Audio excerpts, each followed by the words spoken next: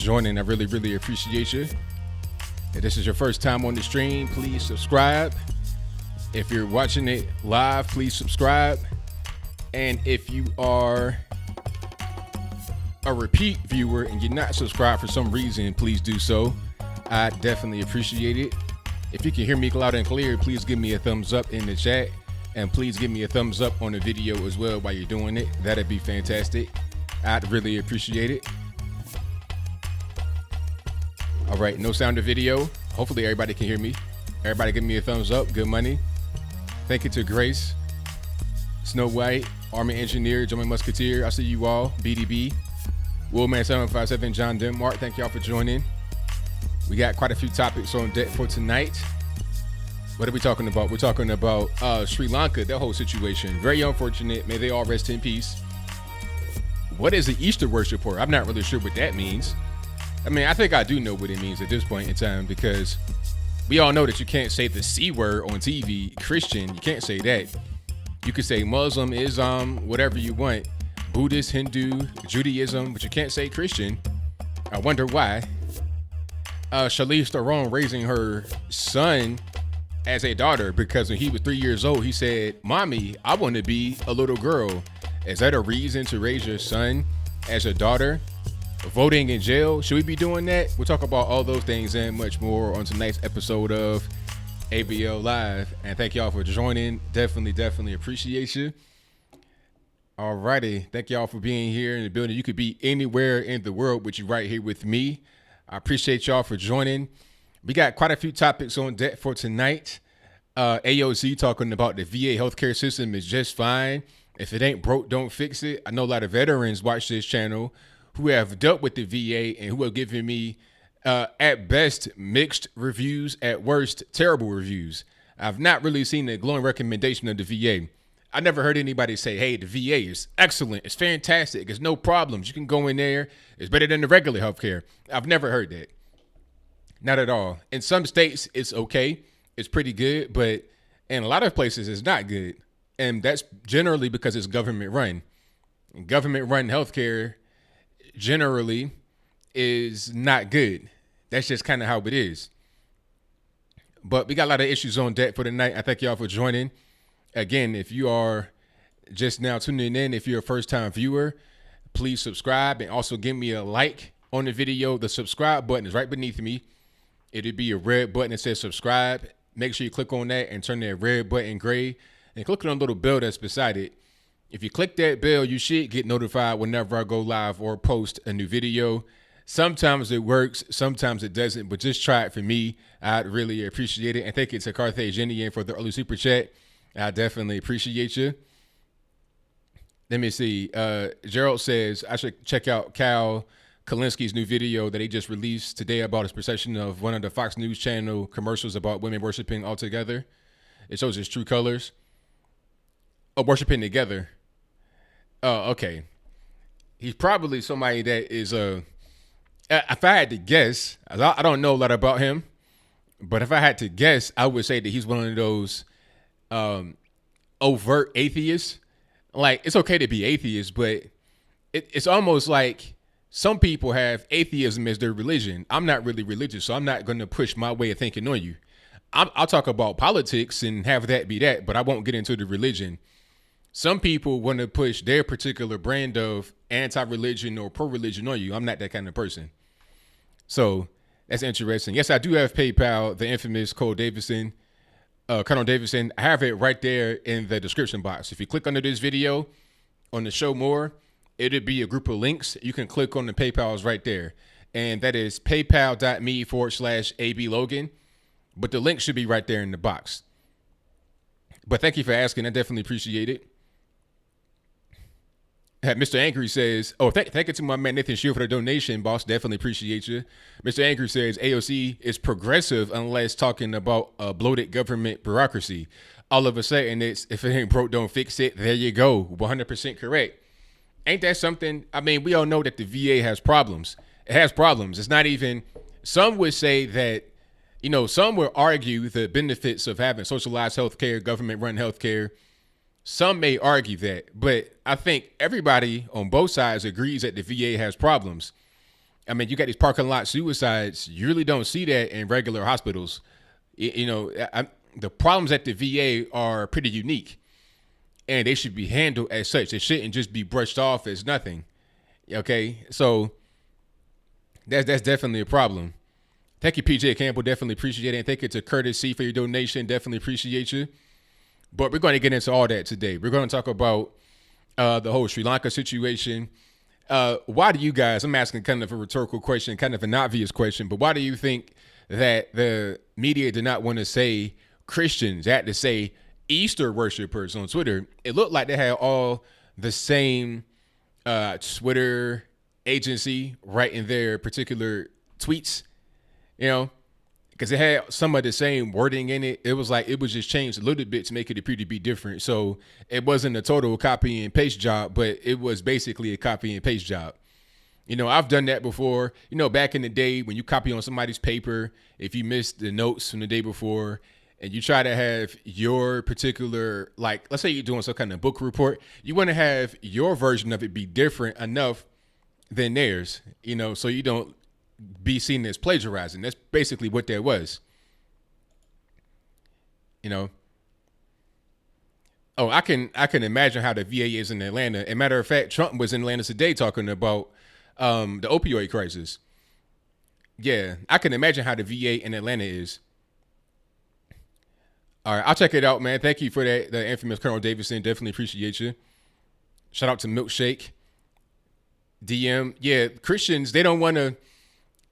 What the problem with the media and saying Christianity is that they look at Christianity as the white man's religion, although it doesn't make any sense. I will argue that there are more people that are non-white than white that are Christians all over the world.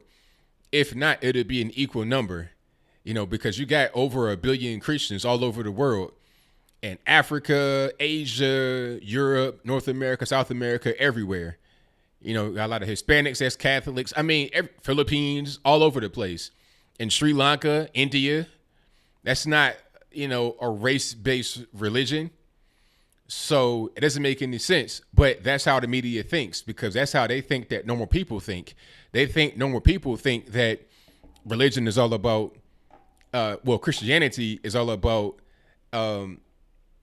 your particular race. Just like if you are a Muslim, you have to be some kind of non-white person. That's not even the case. They got people that joined ISIS that were straight from Europe. You had an Irish dude looking like, the Lucky Charms leprechaun in ISIS.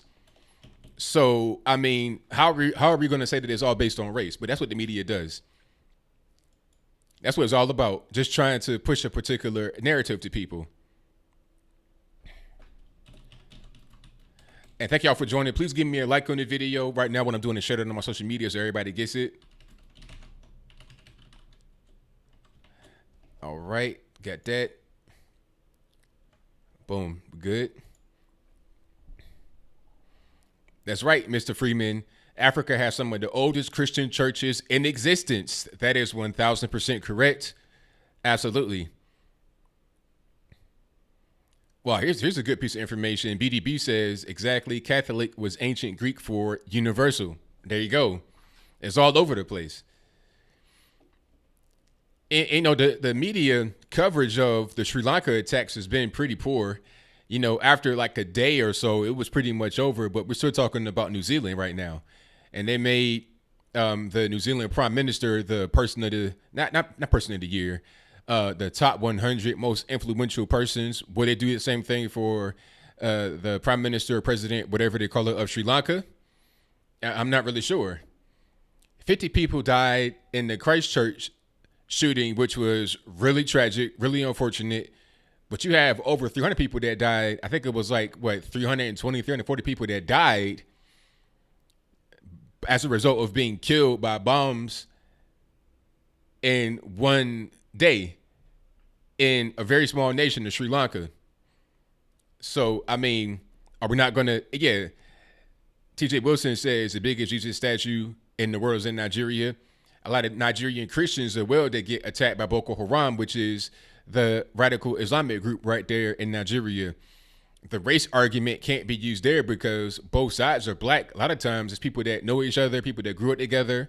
One side decides to become Muslim, the other side decides to stay Christian. That's kind of how it goes up there.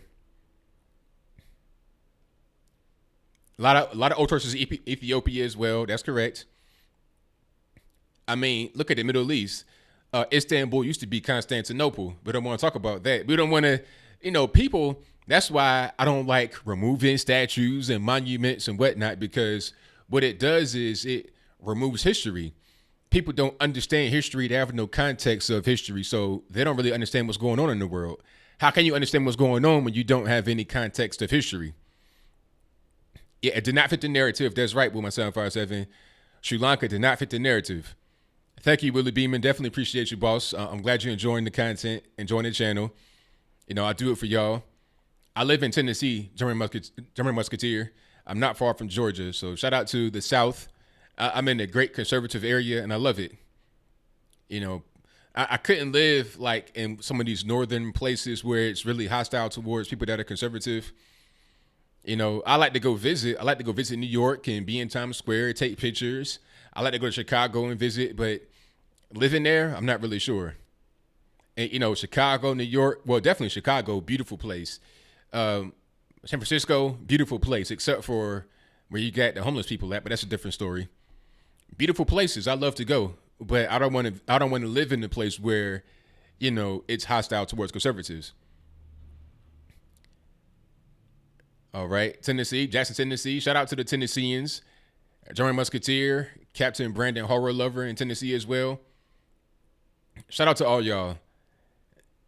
Yeah, I'm from Virginia, of course. Hey, I'm a Chattanooga German.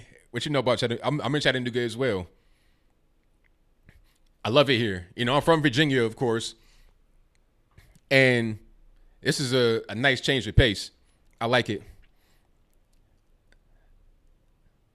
Oh, Roseville or Rossville? Well, shout out to Georgia, North of Georgia. Shout out to y'all.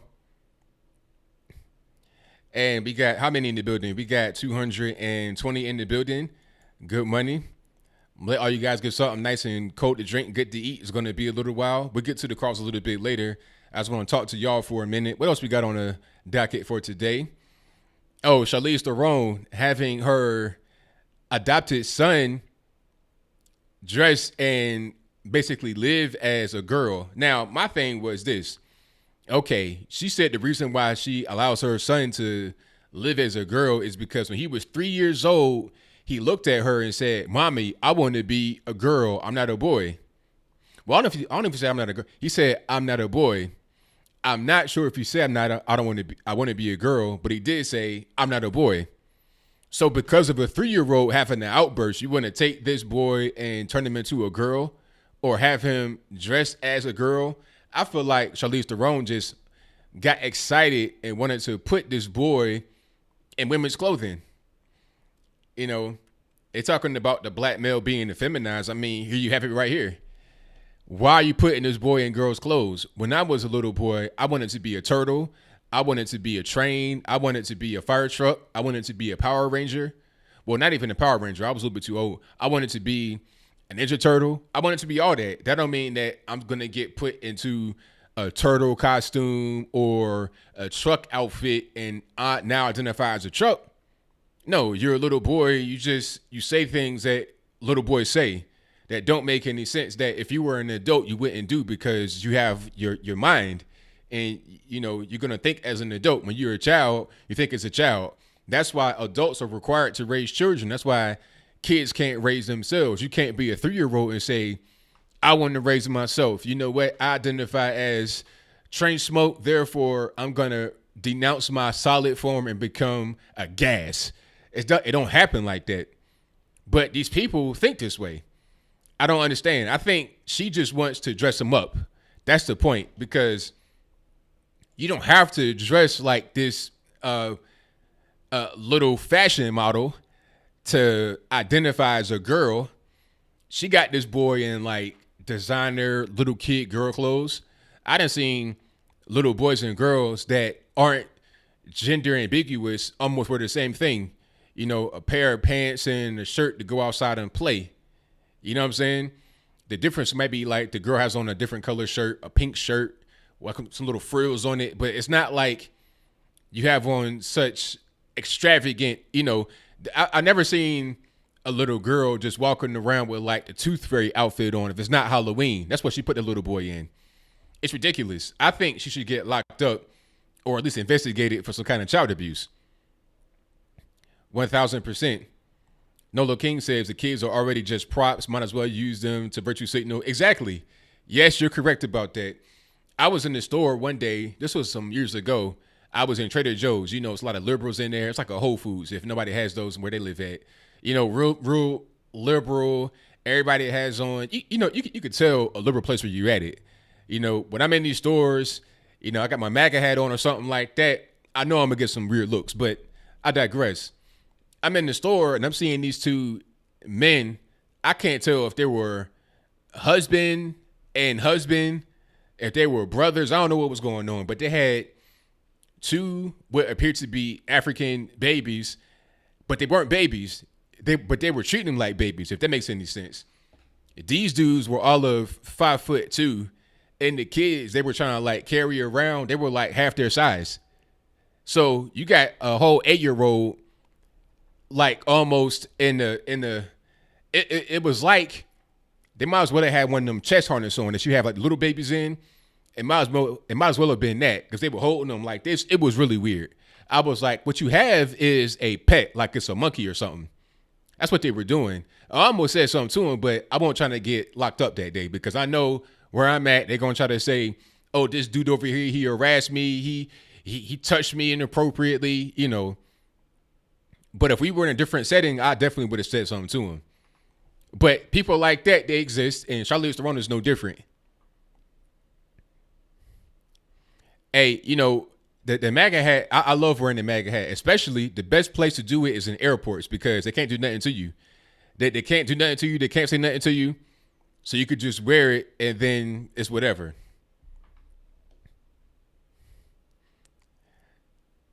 So it is what it is. Joe Rogan, what about Joe? What happened? Joe Rogan's he's a good podcaster. Yeah, but I'm glad that we have this resurgence of men being men and women being women. I like that. I like that 1000%. Yeah, I mean, if somebody's a beta male, that's okay. But what I don't like is when you have the aggressive beta males that want to like try to overcompensate. Because now, see, at that point, we got to fight, and I don't like having to fight because I don't like risking my freedom. If I fight, it's going to have to be like a real reason. And really, the truth be told, if I'm fighting, then now if I got to put my hands on you, then I think all bets are off. I think at that point, I should be allowed to do whatever I need to do to protect myself and those that are around me. So if I got to procure some kind of weapon, then it is what it is. Don't touch me. Don't start none, won't be none. How about that? That's where I'm at with it. I'm not going to be out there, you know, hustling and tussling with you. We're going to get into some action. You know, it is what it is. Yeah, thank you, Tyrone White. That's the MAGA hat with the stars. That's the MAGA Star brand. I should be a link for that in the box, but if it's not, I think it's MAGA Star brand on Instagram. Or if you just search MAGA Star brand in Google, it'll come up. The link should be in the box, but it might not be. I can't really remember. But because, you know, those are my friends' hats. And I was just, you know, wearing that just to look out. But these here are my hats. That's why I wear these more. Any border updates? Well, I'm not really sure what the border update could be. We got a lot of people coming in. I saw that it was like in New Mexico, there's one border town that released 1,600 people within the course of 1 week. They released 1,600 people into the U.S. That you got to have that wall. And the next thing is that they have found a little boy just walking by himself. I'm talking about like 3 years old, a little teeny boy by himself at night, crying by the border. They took him in, of course, and they're going to send him to Health and Human Services. Once he goes there, I can almost guarantee you that somebody's going to come and say, that's our boy Hector Gonzalez, or that's our boy Leland Fine, or something like that. And then they're going to try to come into the U.S. based on him. Oh, you got my son. You took him away from me, this, that, and the third. You're holding my son hostage. I got to come into the States and get him. So now you got people using children as just bait. It's like a piece of meat when you're trying to hunt for a bear or something like that. Throw it out there and see what come gets it, and then you follow him back. That's what's going on right now with the border situation. That's why you got to have that wall to stop that whole thing from happening. I will have a wall in the moat. I know you got the Rio Grande. Fill it with some water. Do what you got to do to keep people out of the country. It shouldn't be as hard as what people are making it. It is what it is. The border militia, I mean, hey, if they operate within the law, I'm with it. The one guy got arrested, but he was a felon with a gun. I mean, you can't be, you got to follow the law on a basic level. You know what I'm saying? So if you're a felon and you can't have guns and you need to get your rights, I said this in the video before about the whole felons in jail voting thing. I'll get to that in a moment. But I'm like, you should be able to have your rights to own a gun restored after you come home if you're a felon. The same thing as your right to vote. I think that your right to vote should not be granted to you inside prison. If you're a convicted felon, you should not have the right to vote in jail. Once you come home, you should be able to have your rights restored. And the same thing with your guns. Go through a few steps, follow the process, and have your right to bear arms restored. That should be what it is. Because I know guys that got locked up for having a gun as a felon, just for having a gun, and there was no recourse to be able to get that actually fixed. And then sometimes you're not really engaging in any more crime. You might just be a regular person. A lot of times you're a regular person. You want to come and do right. You have that gun on you. That's an automatic charge. In Virginia, you get an automatic 5 just for the pistol if it's illegal. But if you come home and you have a gun after that, after having a felony charge, then it becomes enhanced. I'm not quite sure what the actual length of time is, but it's longer than probably your original sentence. Well, I mean, it's probably forever. I'm not really sure you can actually get that restored as a felon. You're pretty much done. But I could be wrong. You should be able to get your rights restored, basically, is what I'm saying. Yeah, definitely. Get them moat at the southern border, 100%. And I heard that in Canada, they are refusing certain people that have come from the U.S.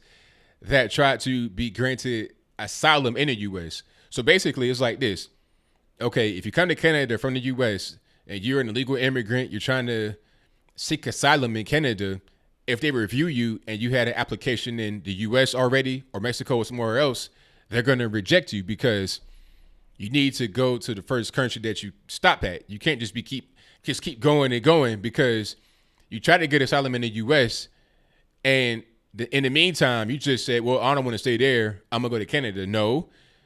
If they accept or reject you, then follow that. You can't just be, putting in claims everywhere you can, because if that's the case, you don't need asylum really.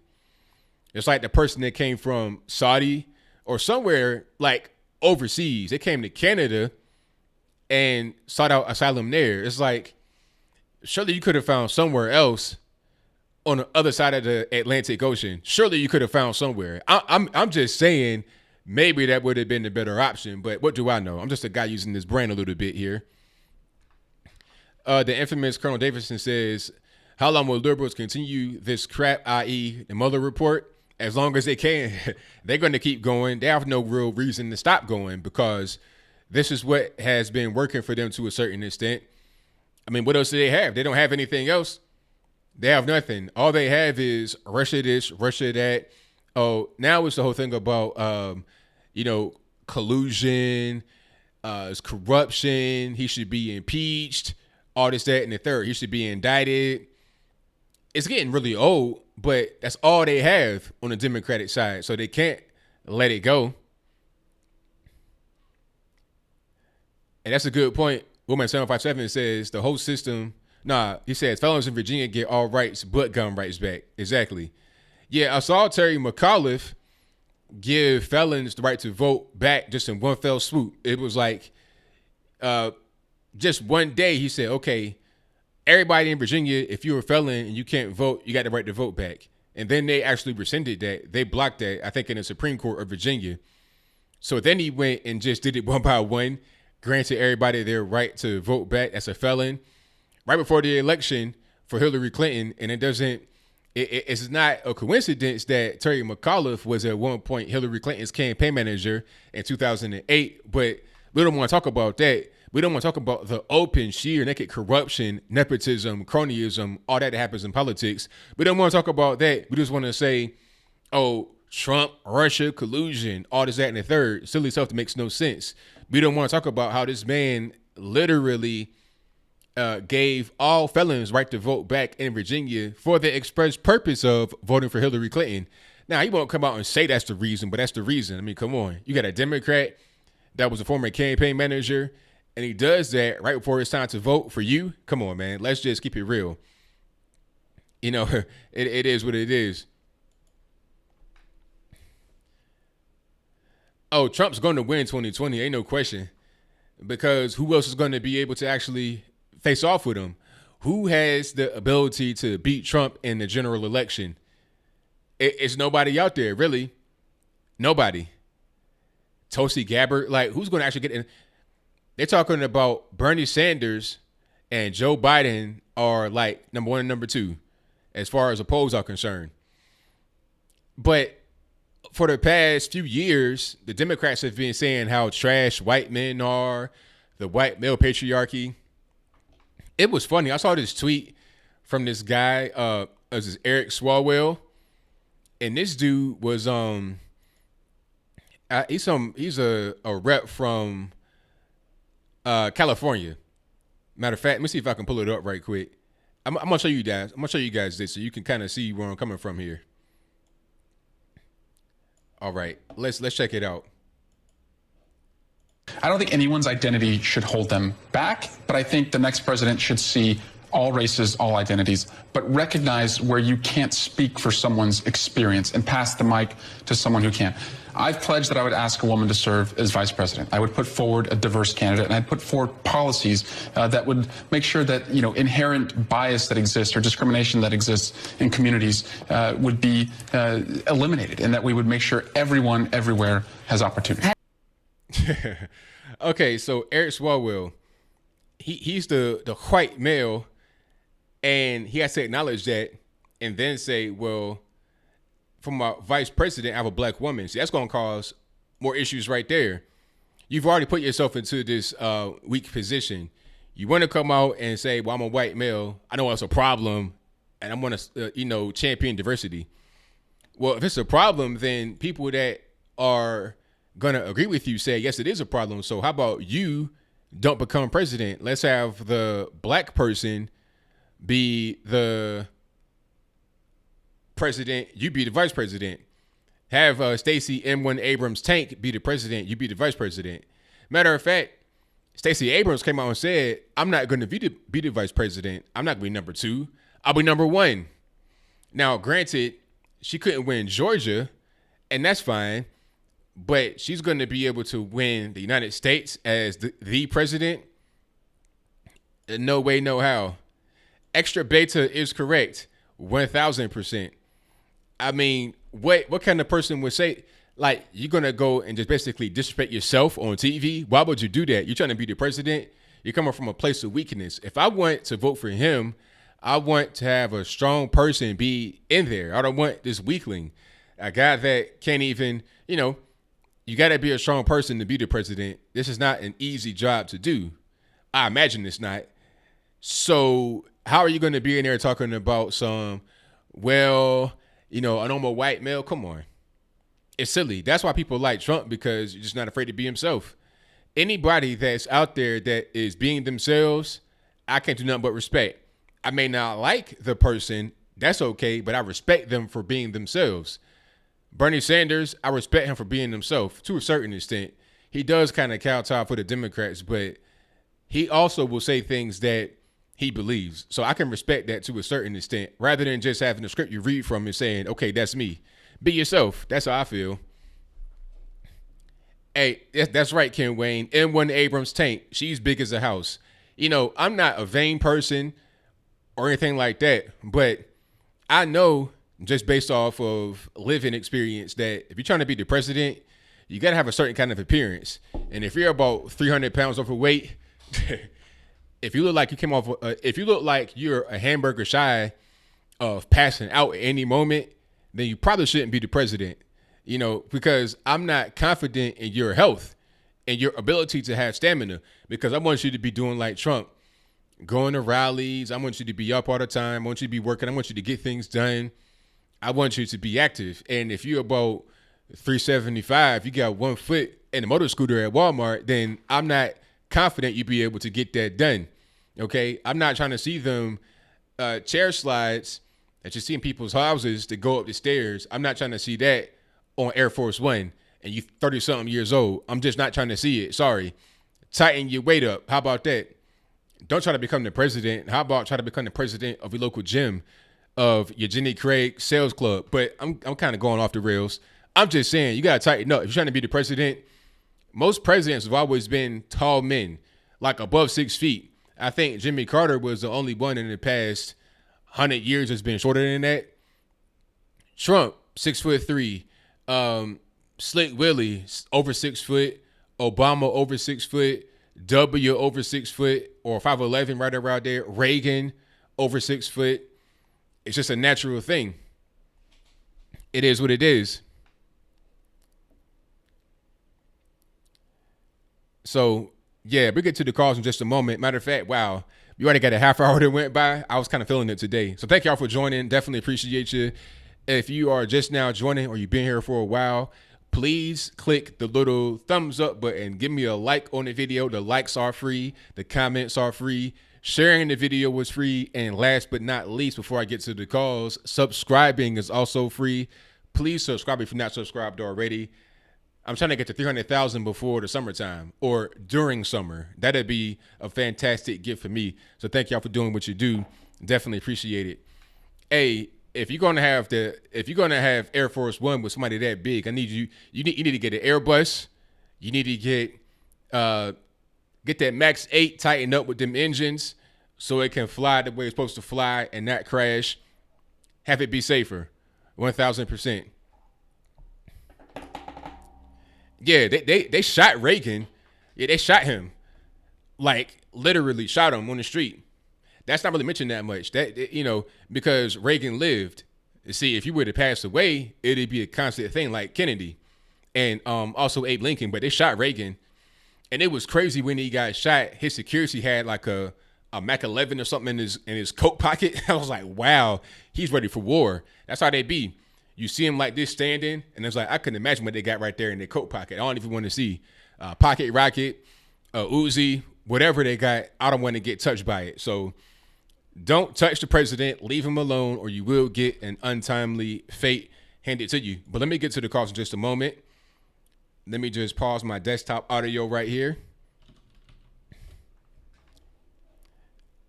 Hey, the Air Force One, yes, they're going to have to make 2 seats into 1 seat. Have it be like, you know what I mean? Just a specially crafted seat just for her. It is what it is.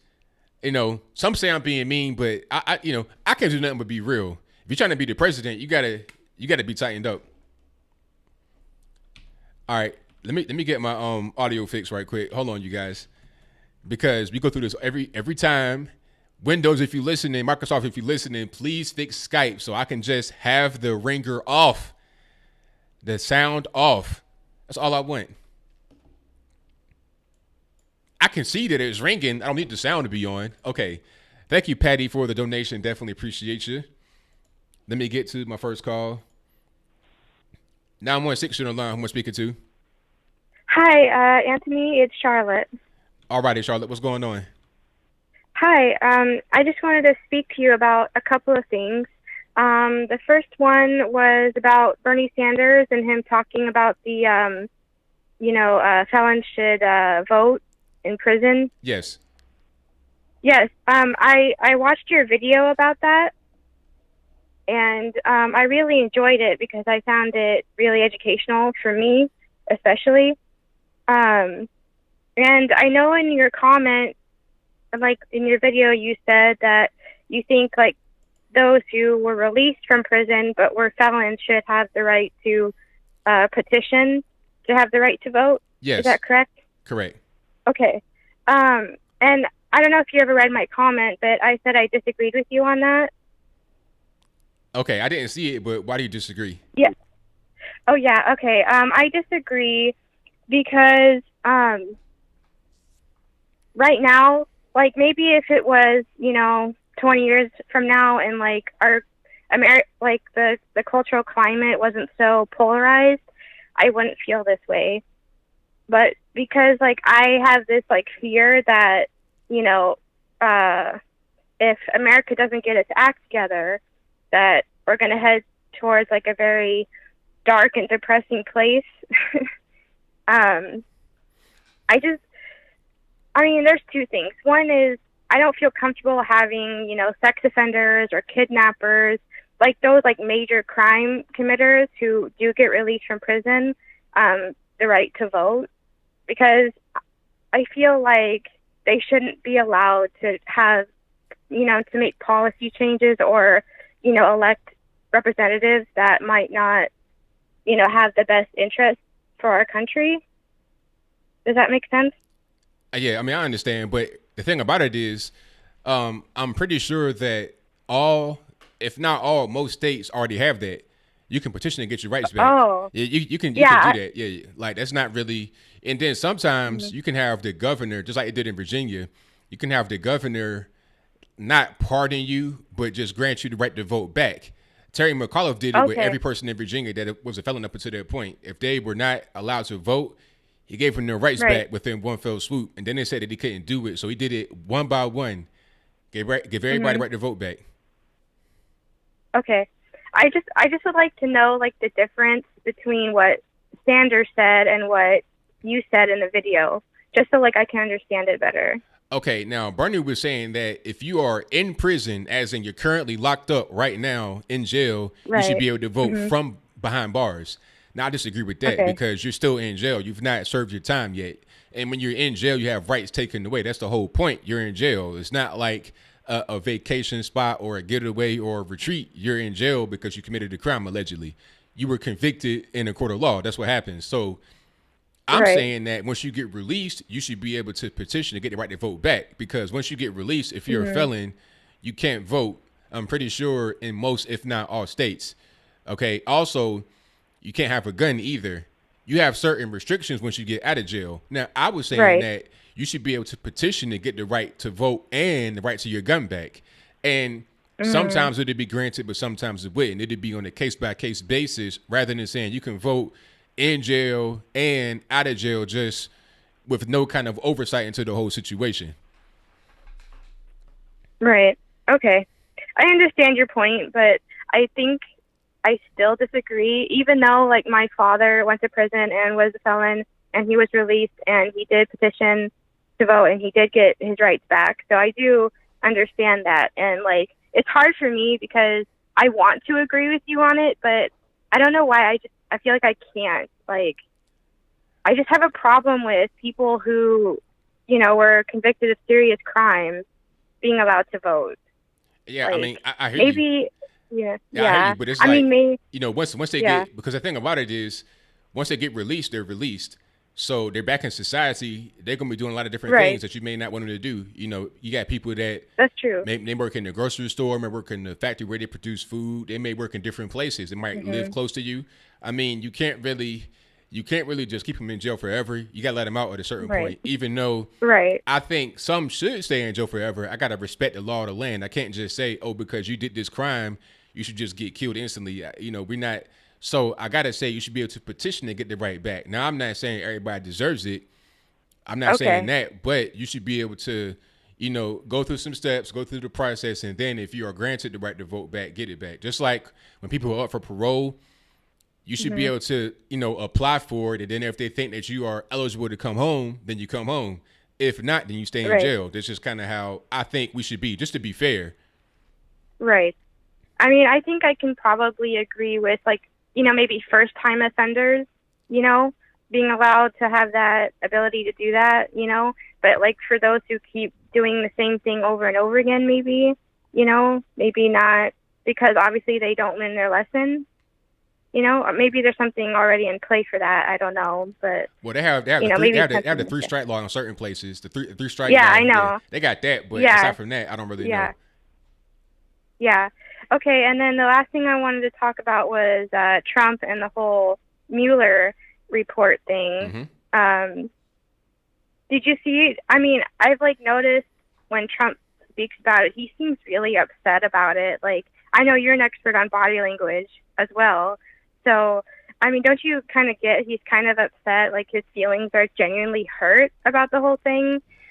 I mean, I feel really bad. I've not really examined his body language like that, but just based off of, you know, what's been happening over the past, I don't know, 2-3 years, ever since he really came out and said he was going to run, really, it's been this whole campaign trying to keep him out. If you've been going through that for this whole time and you're trying to make the country great, and the thing about it, if I was Trump, I'd be upset because it's like, look, I don't have to do this. I could just be at home, just, you know, counting money, burning money on my carpet, not even really caring, being on the yacht with my wife, you know, hanging out with my grandkids. I don't need this. I'm 72 years old. Leave me alone. That's how I would feel if I was Donald Trump. So I wouldn't fault him for being upset because, first of all, they didn't spend $30 million years. They done locked up people for no reason. They got people like Papadopoulos 7 days in prison, not jail where you would go for a that's ridiculous. Prison for 7 days, stupid stuff. So I would be upset. And quite frankly, as a tax-paying citizen, I'm upset that this has been going on for this long because you know, where's our money going? To witch hunts, to useless things that didn't produce anything, to lock up people for no reason. They're talking about trying to, you know, reform the justice system. Well, you could start by not having witch hunts happen in 2019. That could be a good way to kick it off. Yeah. And I mean, I noticed too, like, you know, when Trump announced that he was running for president in 2015, you know, I was in college then, and I noticed that, like, right before, you know, because he had the Apprentice show still on or whatever, and, you know, the NBC network begged him not to run because they wanted him to keep the show going, right? And then it's just so interesting how, like, once he made that commitment that they just completely turned on him. I mean, like sharks, you know, in the water, basically. And when I saw, like, all of my friends who are, you know, very leftist, like, just completely drink the Kool-Aid, you know, on the whole thing, I was just astounded. I was like, how can people just take all of this for face value when just 2 seconds ago everybody loved him, you know? And that's when I was, like, really supporting Donald Trump, because I just felt the treatment of him pretty much from day one of him and of his announcement was completely unfair and unwarranted. I'm with you 100%. Absolutely. Yeah. And I just wanted to say one last thing. My thoughts and prayers go out to those victims at the Sri Lanka incident. You know, I feel horrible that happened. And for President Obama and, you know, Clinton to say Easter worshipers, that's really offending to me because, you know, I'm Greek Orthodox. You know, my family is Greek, you know, and I mean, if anybody knows that, like, you know, you know how you were talking about Istanbul earlier, or, like, you know, how it's called Constantinople. Well, not a lot of people know this, but the mosque, you know, the Sophia Mosque, is actually considered a cathedral, the first real Greek cathedral to most Greek Orthodox. We don't consider it a mosque at all. Oh, wow. You know, but nobody bothers to say anything because it'll offend the Muslim community. Right, of course. You know, but the truth is that I think Christianity is probably one of the few religions that embraces every racial entity there is. That's correct. I'm not saying others don't, but Christianity really does embrace it. You know, I mean, really gets to the heart of it. And that was, like, the heart of Jesus' message from the get-go. Like, he wanted all of his apostles, all of his messengers to travel all over the world and reach as many people as possible. You know, that was the whole point. So, my thoughts and prayers go out to the Sri Lankans who lost family members and friends. My prayers go with them, and if any Greeks are listening, Christos Aneste. So thank you, ABL. I appreciate what you do, and thank you for taking my call. And thank you for the call. Definitely appreciate you. Thank you. Bye. All right, great caller. Great way to kick off the show. Definitely appreciate the caller for calling in. And shout out to everybody that super chatted. Shout out to Dick Tampano, who says, even if the Democrats lose, they can still identify as a president of the United States. Hilarious. Yeah, they can identify as whatever they want to, but that doesn't mean a thing. And I'm glad that that's how it is. So shout out to the caller and shout out to everybody that's in here so far. If you don't know the number is always in the description box. And the number to call is 434-658-1220. Shout out to Rusty Brino, who says, can Trump win more states in 2020, i.e. New York, New Jersey, Virginia? I don't know, man. That's going to be a tough one because Virginia, unfortunately, has become a very tight stronghold for the Democrats because of Northern Virginia. Northern Virginia is basically Washington, D.C. And, until we drain that swamp, that's going to be a Democratic place. And that has 1/3 of Virginia's population. I wish that Northern Virginia past Fredericksburg would secede and become some kind of part of Maryland or part of D.C., a new state or something, because they're ruining Virginia, but that's a different story. Let me get to my next call here. 702, you on the line, who am I speaking to? Hey, what's up, man? This is Mark. All righty, Mark, what's going on? Well, nothing much. I saw that Charlize Theron is actually having trouble getting a boyfriend. Yes, she is. What's that? I said, yes, she is. Yeah, I know.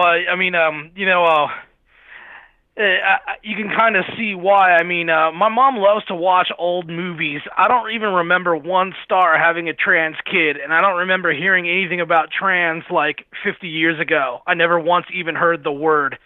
And it seems like, it's not only Charlize, but like Meghan Markle is going to raise her kid like gender fluid.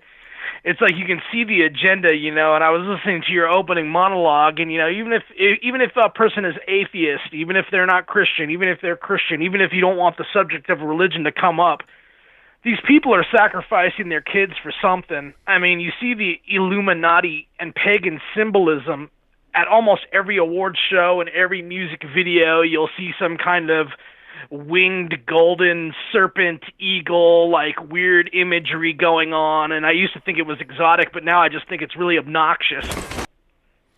Yeah, I mean, I don't know what's going on with that, but it could be some kind of weird thing going on. I wouldn't put it past these elite types, especially in Hollywood. That's kind of how they roll.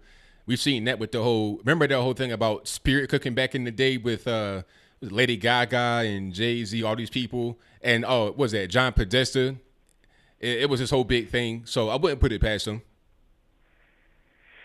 Yeah, the spirit cooking thing. If a person is not into religion and they don't want religion to come up, that's fine. But when you see what, like, Alex Jones uncovered at Bohemian Grove and things like that, there's probably something there. And, the whole thing about the trans thing, when I was growing up, I thought, okay, maybe things will get better. Maybe we won't, hear about nonstop grievances, but it's got 10 times worse for the millennials and the Zoomers. It's like, not only was it like now they're going to have like Holocaust classes mandatory, and then you'll have like slavery, like first class will be the Holocaust, second class will be slavery, third period will be homosexuality, fourth period will be trans, and then it's time to go home. And then you wonder why China is kicking your butt. Right, because we're talking about things that make no difference, silly stuff, and just weird stuff. Meanwhile, China's like, hey, we're going to make everything. We're going to take over the whole world. We got the one belt, one road. We're not interested in all the other stuff. So we're going to be the new powers. And you guys are not, because you're not focused on the appropriate things. Yeah, they make everything. One belt, one road, 5G, and they control all global manufacturing. And then they go, oh, yeah, you just can't compete. Go invent something. It's like, for what? You just gave it away. All you going to do is steal it and make it for dirt cheap, pennies on the dollar. Right. They give it away faster than you can come up with it and create it. But as far as like Sri Lanka goes, I don't know if you heard, but the richest man in Denmark lost 3 of his 4 children in that bombing. And I guess this guy owns 1% of the entirety of Scotland. Wow. Good grief. Yeah, I guess he has some kind of like apparel label or clothing company too that he markets to like the Islamic world. So I don't know if he was selling them jeans or some kind of clothing, but he was one of these people that tried to like, you know, he was kind of like, you know, after Christchurch, he would have been one of the ones like praying outside of the mosque and stuff for the, you know, helping these people. And yet he loses 3 or 4 kids. That's got to be rough, and I feel horrible for the guy. You know, no one deserves what happened to him. It's very sad, you know. Oh, definitely. And I think after this, he may change his viewpoint on Islam. I mean, you have to. I mean, you lose 3 of your 4 kids. I mean, you got to look at the world differently after that. It's just a natural thing to happen. Yeah, you know, and you know, I don't know if he'll change his views or not. You know, it's a very tricky thing. And I did listen to the open monologue. It was excellent. I like people that keep, you know, religion out of the things. But, you know, whether it was Greece or Rome took over everything once Greece fell. And then, you know, you also had Egypt. And it just seems like, you know, religion has always kind of been a way to try and unite people under like this imperial New World Order or globalism, and it's just not working. And as far as like, you know, the, you know, multicultural diversity, race mixing, all that stuff, you know, I see these themes in Superman and Aquaman, and I'm a believer in hybrid vigor. I really am. You never know what result you're going to get. But they always present it like, oh, you're going to be the bridge between 2 peoples. But, you know, there's not even a bridge between the one people, you know what I mean? I mean, you brought it up with, like, Africa can't get their stuff together, Europe's at war with itself, and so it's like I can see how religion is complicated, but, you know, whether, you know, the atheists, I don't think that they, you know, they try to, like, it's a scapegoat. Religion is like their scapegoat. The imperial trade wars are like economic. It has little to do, like they use religion as a scapegoat. It's kind of a cover, you know.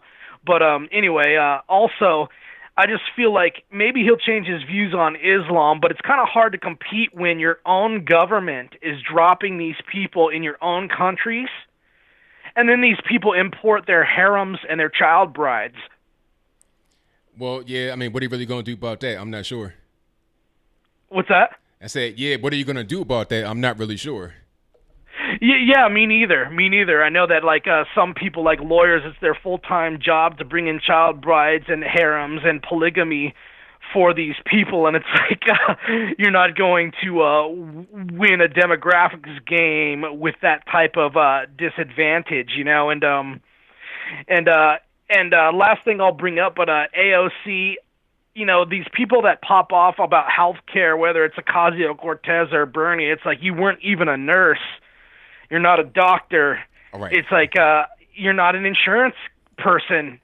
It's like I don't see what qualifies you to have this pie in the sky, one-size-fits-all healthcare thing. And one thing you might want to check out is there's a video of West Virginia coal miners that are talking to Alexandria Ocasio-Cortez about it, and you should see these guys, man. All these guys on coal rigs or oil rigs, I have no idea why they would ever allow someone like a Cortez or like a David Hogg to rule over them. I mean, you should see them. Every single one of them just looks like a dang roughneck, and it's like it's just really sad that someone like a Bernie or a David Hogg or a Alexandria Ocasio-Cortez is even in any kind of authority position. I mean, it's just totally unearned. But anyway, that's all I got. Thanks for your time. Thank you for the call, man. Definitely appreciate you. Take care. Bye. All right. Thank you to Mark for the call. Most certainly appreciate him. And shout out to everybody in the chat. Rusty Brino, if you get your ABL shirt on, you should get nothing but love. It shouldn't be no attack at all. So thank y'all for being here. Definitely appreciate you. And if you guys don't know the number, it is 434-658-1220. It's usually right there in the ticker. It'll come up at a certain point in time. So y'all can call on in whenever you like. And you can also call in through Skype. There is a number for that in the description box below the video. But let me get to my next call. All righty, let's go. 301, you're the line. Who am I speaking to? Hey, it's JB. What's up, brother? Everything's good, man. What's going on? Nothing much on the road, man. I had to call him about the VA hospital, and they suck. The only thing they're good for is the specialist. Right. Like the dermatologist, getting your glasses free. And all the it's like the one in D.C., all they do is try to rush you through. They prescribe you medicine. They give you medicine. They just talk about 5 or 6 seconds. They leave a bunch of you little hippie, crazy doctors couldn't cut it on the private sector, so they go VA. That's all they are. Yeah, I've been hearing it a lot. Matter of fact, I saw the guy on Twitter, Joe Biggs.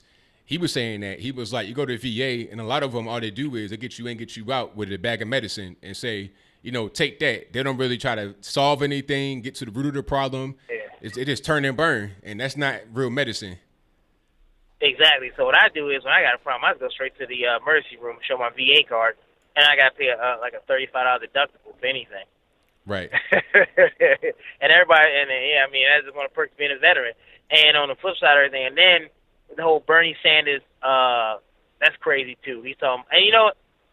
Alien Ocasio knows what she's talking about. She's the most nuttiest person in the world. Her opens her mouth, she sounds stupid. Yeah, she's a nut. See, but the problem is that a lot of people are trying to follow behind her, and they believe in what she's saying. You got a lot of the Democrats trying to kowtow to her and the whole Green New Deal, all this, that, and the third. So, yeah, it's going to be interesting to see them follow her straight into the ditch and can't get out. Did you hear New York mayor saying, you're in New York, what's that dude, what's his name, de Blasio? Whatever his name is. Telling me he want to take all the metal out of the buildings in New York. I'm like, what? Wait a minute, hold on. All of the metal out of the buildings? The metal, yes. And so if you're on agreement and trying to take all the glass out of it and everything, so if those greenhouse gases, look it up. I was dumbfounded by that. And then did you hear about that the gay guy running for president? What's his name? I forgot his name. What was his name? Buttigieg? Yeah.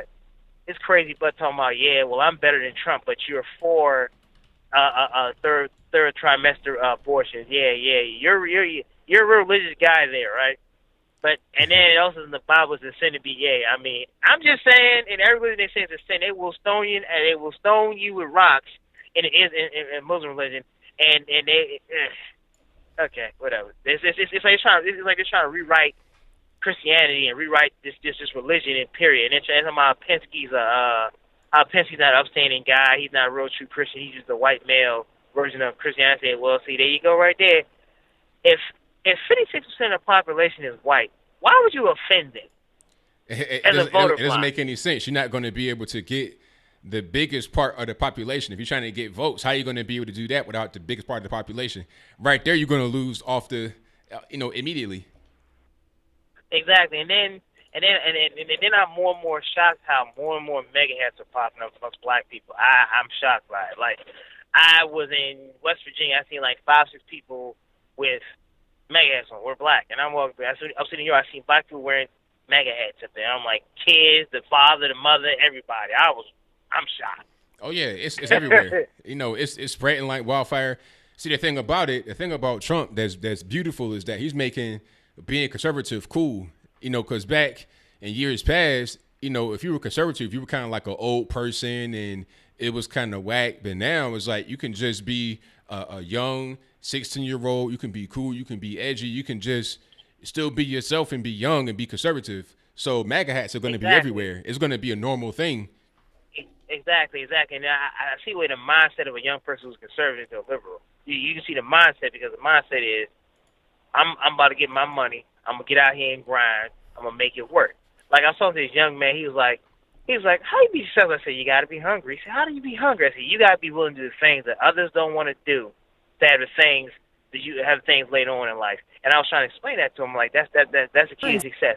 You gotta be bigger than a failure, because you're gonna fail a lot. You're gonna suck at a lot of things in life. And I said, and he said, yeah, I pray to God every day. I said, then you're basically a conservative when you think about that, because a liberal is not going to say he prays, he's not this, he's not that. You see what I'm saying? Their views are sometimes skewed. And I was trying to explain to a lot of black people are liberal. They have liberal mindsets. I mean, conservative mindsets. They do. You go to church every week. You pay your bills on time. That's conservative. 1,000%. But see, back. they don't understand that though. Like everything they do socially is conservative. Or at least they try to do it. But then when it comes to voting, it's liberal. It don't make no sense. Match up how you live your life to how you vote. That's a logical thing to do. Exactly. But see, people don't understand that, and so many people have this whole automated system thing. I said, look, the thing about automated systems is people are not ready for it mentally. They're just not ready for it because all it takes is one accident. Like you heard about that semi in Colorado that flipped over, right? No, Automatic truck for Amazon. Yeah, it flipped over. A couple of my trucker buddies sent me pictures of everything like that. They're like, "Yeah, look at this truck, automated truck." Laughing out loud. because the human mind, you can't mimic it. You see what I'm saying? I said, people got to realize that they're good. I would say if you do automated, I think you should make a drive for like 100 miles. Let the person get a sleep or something, 2-hour rest. It should be used as a tool to relieve the driver, but not replace the driver. You see what I'm saying? Yeah. Yeah, so I mean that's what it's coming down to. And another thing is Bernie Sanders is a nut job too. They should be able to vote from prison. But yet, old Bernie Sanders still collecting a pension from him. He's a mayor. You know that, right? You hear about that? No, I didn't know that. Yeah, he's still collecting a pension of $5,000 every month, $5,000 a month for being the ex-mayor. I forgot what he was a mayor of, but yeah. Ah, interesting. And then him and his wife's income combined was $980,000 last year. That's what they netted. Not gross, netted. Wow. And then Yeah, she was involved with some kind of scam with the college, like stealing some money or something. Yeah. I heard about that too. Yeah, and then what most people don't understand, Ocasio's parents is worth millions. Did you know that? Yeah, I did hear about that. Yes. Yeah, her parents are worth millions, and I was listening to the Flacco. You heard the Flacco speech? Heard her watch the show before? Flacco speech. Ever watch the show? His YouTube channel. Yeah, he interviewed the guy who was saying that they was actually trying to set up. The Hillary campaign was trying to set up a lot of their foreign aids to go down later on for collusion. Did you know that? You hear about that? I didn't hear about that. No.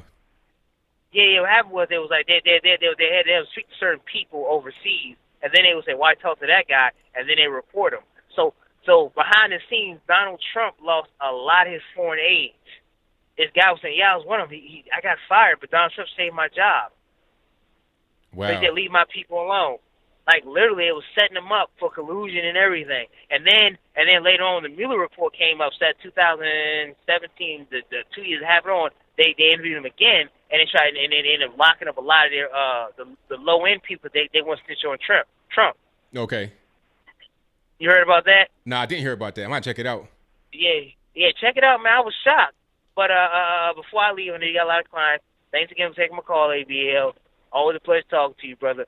But I keep posting what's the name. The day's gone. All right, brother. Oh yeah, let me know because I'm kind of scared to get it. So if it's good, let me know. I might have to go get it myself. Give me about a week, and I'll give you a full review. Okay. All right, I appreciate it. All right, brother, man. Have a nice one. Peace out, bro. All right, now take care, man. Peace. All right, thank you to JB for the call. Most certainly appreciate him, and thank you all for being here.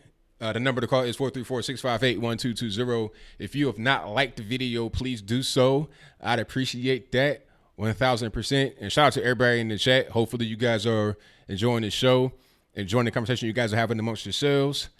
Let me see. It's a lot going on. Obama and Hillary shouldn't be talking at all about what's happening. Not in the least bit. And shout out to all the truckers out there, 1,000%. Because you guys... I'm just driving normally on the road, and it can be a mess with these hills and mountains and whatnot. So I can imagine how it is on the road with an 18-wheeler, a big-time mess. But let me get to my next call here. All righty, Jordan, what's happening? Nothing much, ABL. Yourself? Everything's good, man. Can't complain. Yeah, it's good. Hey, the whole, you kept up with the whole Jussie Smollett thing? Yeah, I've been looking at that. Yes. The two brothers are suing him for defamation. They're not suing him. They're suing the lawyer, which is kind of weird. Because I'm like, okay, why don't you just sue him? Because that'd make more sense. They're suing the lawyer. Well, to be fair, he's not the one making the statements about the brothers. It's the in public, that is. It's the lawyer. Yeah, he's not saying anything like the lawyer was talking about one of the brothers slept with Jesse and all kind of stupid stuff like that. But Jesse did say that he is innocent and that his story was true. So if his story was true about being attacked, that means that he's saying that the brothers attacked him. Allegedly. Yeah. But I mean, again, he lied about the brothers, the skin color of the attackers. So that's you right. know, That's right. You know, it's just tragic with him. You know, but the whole Charlize Theron issue, yeah, okay. I have a couple problems with this. First of all, why? I mean, this is just her virtue signaling again. Like, why do I care what your children do in your life? Why do you got to have to announce it to make a big deal out of it? It's like these celebrities have this, you know, this complex of theirs where everybody has to know everything they're doing, and or everything them or their friends are thinking, and it's like it gets on the news, and you're just like, why is this newsworthy? You know, I don't really care what you do. But on top of that, you can still hear me, right? Yeah, I hear you fine. Okay. There's have you heard of a guy named David Raymer? No, I haven't. You might want to look him up. He is proof. His whole life is proof that you cannot teach somebody to be a certain gender. All right. This man his privates were destroyed when he was born in like the 60s. And so this sexologist by the name of John Money had decided to use him as an experiment and raise him as a girl. And this is one of the founding people who founded the idea that gender is a social construct. This is one of the people. Mm-hmm. And initially it worked in his mind, but as time progressed, and as David got older, I forgot what his girl name was, but as David got older, he did not feel like a girl at all and had no interest in doing girl things. And then he ended up getting sexually confused. And in the end, he ended up transitioning to a man. And then his life went downhill, and then he committed suicide. He shot himself in the back of a gas station with a sawed-off shotgun. Wow. So I mean, Theron needs to be very careful here. I don't suggest this because of the future consequences of it. Like, there's a great RT documentary online about people who regret transitioning. And I don't want her children, who she adopts from South Africa, to end up in that same fate. I don't think that's a good idea. I think you just let them be curious about things and then let them determine their gender, whatever the heck, at an older age than just 7 years old. Because Jackson is 7 years old right now, so just. Don't fret over it. Over your child's identity should not be an issue. You should wait until the child is mature enough to know exactly the issues that you're talking about, if that makes sense.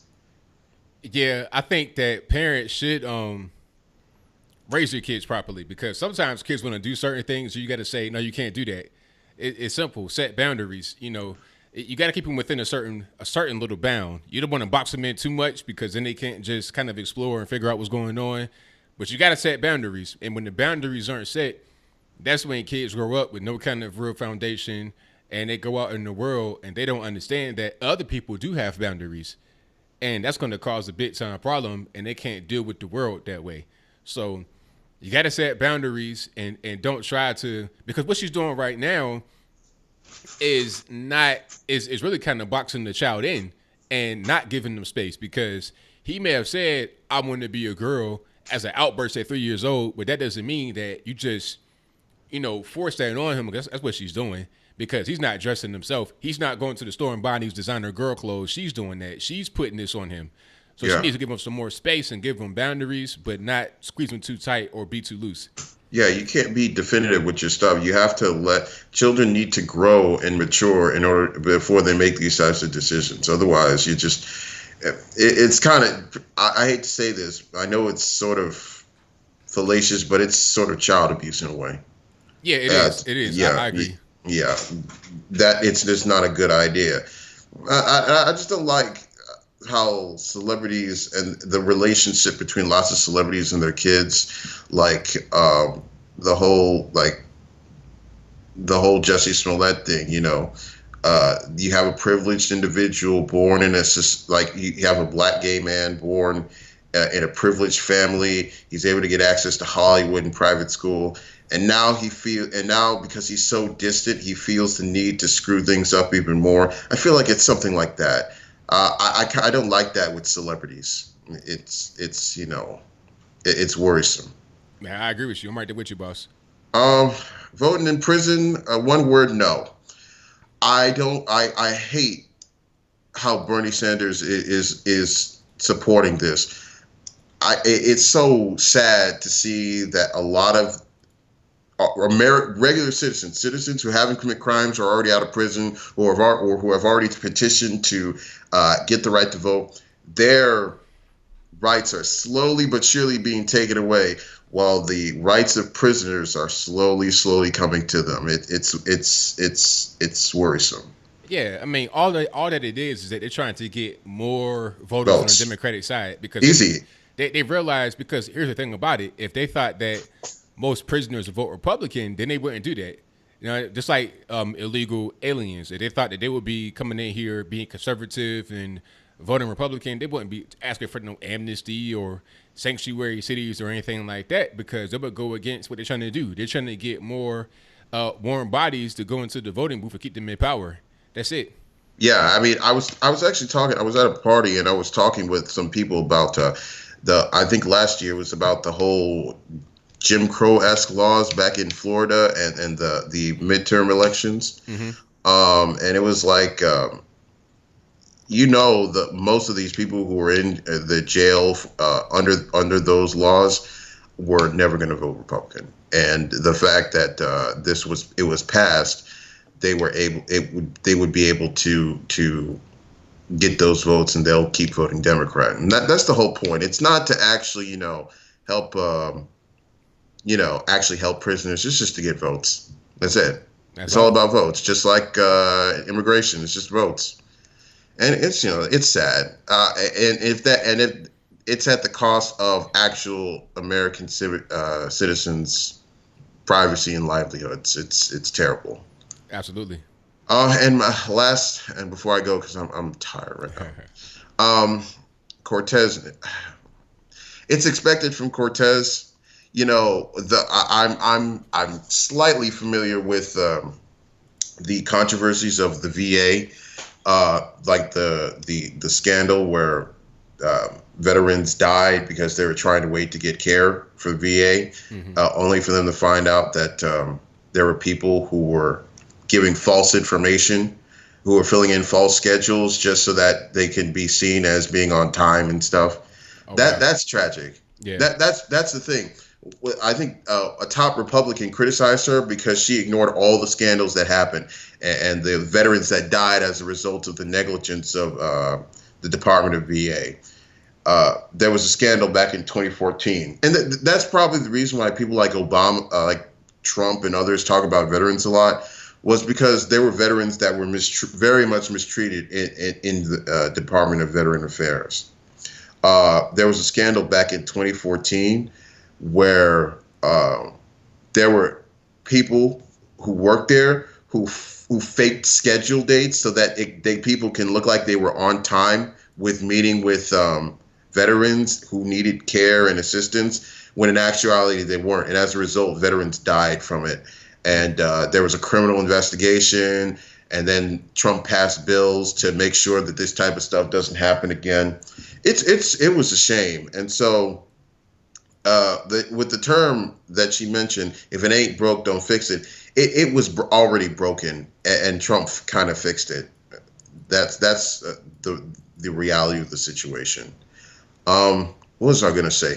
I'm not surprised that Cortez supports something like this, because it's kind of akin to like the socialist-esque idea of healthcare, that you have to wait to get services, and you're giving more authority to the people giving you the service. Right. And as a result, they start making mistakes, and then you have to wait. Even if you're in desperate need of care, you have to wait, and then you end up dying or you lose your limb, something like that. The system that they have in Canada, it's kind of like what's going on here. And I'm not surprised that Cortez supports it, but I mean, it's Cortez, you know. Yeah, exactly, 100%. All right, well, I'm gonna head out. I'm gonna chill. So I'll talk to you later, ABL. All right, thank you for the call, man. Definitely appreciate you. No problem. Have a good stream. All right, now peace. Peace. All right, thank you to Jordan for the call. Most certainly appreciate him.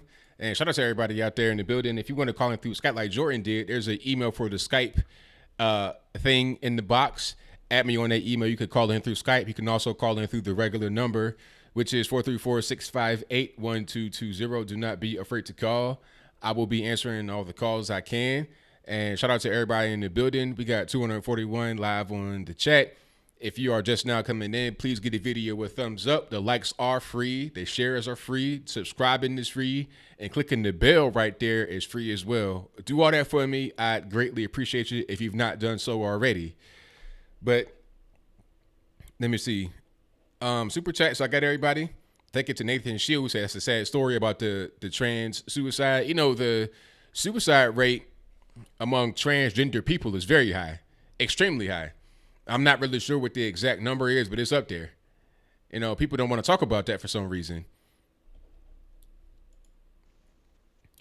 Nolo King, what's happening? Hey, man. Good evening. How are you? Everything's good, man. How about yourself? Pretty good. It was my birthday a few days ago, so it's been a good week so far. Happy belated birthday, man. Yeah, thank you. Jesse Lee Peterson actually sang me happy birthday, which is pretty funny. Oh, wow. Yeah. But yeah, I just wanted to talk about Bernie Sanders. I'm sorry, I know you don't like this guy from what I've heard, but I've been reading a lot of articles and things from the left just to see how they're getting ready for 2020 and how they feel about the current situation. And there's a lot of excitement about Bernie Sanders. They really believe that he's going to win. And the more and more I watch these videos, it's kind of convincing. You know, I'm not a fortune teller. I can't tell in the future, but they go on basically about saying how he's going to probably win the Rust Belt cities. He appeals to the farmers because they probably felt screwed by the government shutdown. And they go on about how a lot of voters didn't end up voting. They wanted to vote for Bernie, but because Hillary was the only option, they ended up not voting. So there's really a lot of, I don't know if you pay attention to what the left is doing, but they're really hoping that Bernie Sanders is going to be successful. It's not going to happen because you got a few things. Yeah. First of all, they're kind of overconfident in being able to gain the Democratic vote. I remember last time when he ran, 2016? My aunt is almost 80 years old, and she's in Roanoke, Virginia, small city. And my dad asked her, who are you going to vote for? You voting for Bernie? She was like, H, no, I'm not voting for Bernie, that crazy fool. A lot of us think that way. You know, a lot of black Democrats and Democrats in general think that what he's talking about is way too far out there. It'll never happen. It's too far-fetched. It's like Santa Claus. And then on top of that, he's 77 years old. Way too old. Trump is old, but he's 72 in his second year in office, second full year. Bernie would be 78 this year, 79 next year. And within his first year in office, he would turn 80 years old, way too old. Yeah. And the worst of all is that although I know he's Jewish, he's a white male to 90% of the people. So the Democratic Party have already been attacking the white male power structure, the white male patriarchy, white males in general. So how are you going to have this old white male who does not have all the support of the Democratic Party become successful and beat the incumbent who almost never loses, who couldn't even beat Hillary Clinton in the primary in 2016? It doesn't make any sense. But the thing is, Bernie, the one thing that he's good at doing is he's getting the youth, like the college students.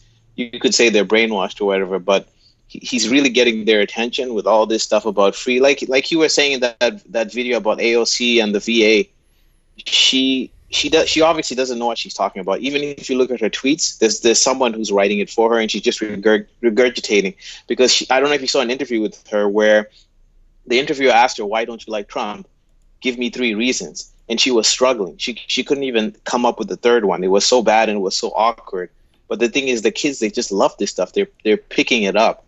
I see it too here in Canada. I mean, luckily we have some middle-aged people with some sense. And this liberalism thing is not working.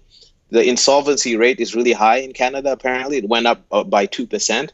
People are realizing it's not about socialism being the cure. It's about people making bad decisions. Like with the insolvency, basically people in Canada are spending way beyond their means. But unfortunately, the youth they don't understand this. I don't know what's going on with the educational system that is teaching them these things. That you just need free stuff. That's going to solve everything.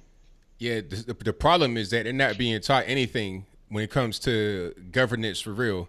When they get out of school, they don't even really know anything about how money is. They don't understand how the Federal Reserve works. They don't understand how lending works, credit. They don't understand too much about the economy. They have a really basic understanding of the world. It may take civics class, at least here in the States, and they learn the basic things, the branches of the government. Even people that's in office can't even really tell you what the branches of the government are. I think it was AOC talking about, 3 branches of the government: the presidential, Congress, and the House. I'm like, what? That's not 3 branches right there. I'm talking about basic things you learn in high school. These people in office don't know. So if you're in office and don't know what's going on, how are you going to expect the regular person who has just, maybe completed high school and that's it with no secondary education beyond that, how are you going to expect them to know anything? They don't know much. That's why they're trying to have the voting age here in the States to like 16, because they want to get a bunch of ignorant people to vote. That's what they want. Yeah, like it's to the point even here in Canada where people are not interested in civics. They're not interested in politics. What they're really into is social justice, because now there's a push towards making civics classes be something that's online. You don't have to learn about it. But people are really for the social. Everybody wants to go on Twitter. They want to have the fresh new hashtag. They want to wear that cool shirt that shows them that they're, for green and for minorities and all that stuff. So I don't know, man. The youth, it scares me. But there is this 14-year-old teenager. I don't know if you heard of him, Chandler. Yeah, I met him a few times. He's a good kid. Oh, you met him? Yeah. He showed up on my feed. I'm like, what's this little boy gonna tell me? But he's a bright kid. And when I see stuff like that, it makes me happy. Absolutely. And his brother as well. His brother's 19. Both of them really, really smart kids. Yeah. Well, it's a pleasure talking to you, ABL. Have a great week. Thank you for the call, man. Definitely appreciate you. Peace. Yeah, shout out to Chandler and Mikhail. Shout out to you guys if you're listening. Real smart kids. And shout out to Michael, their father. Really smart kids, great dad, great family. So shout out to all them. Yeah, I met them first at YBLS in D.C., and then I met them again at Blexit in Richmond. So shout out to them.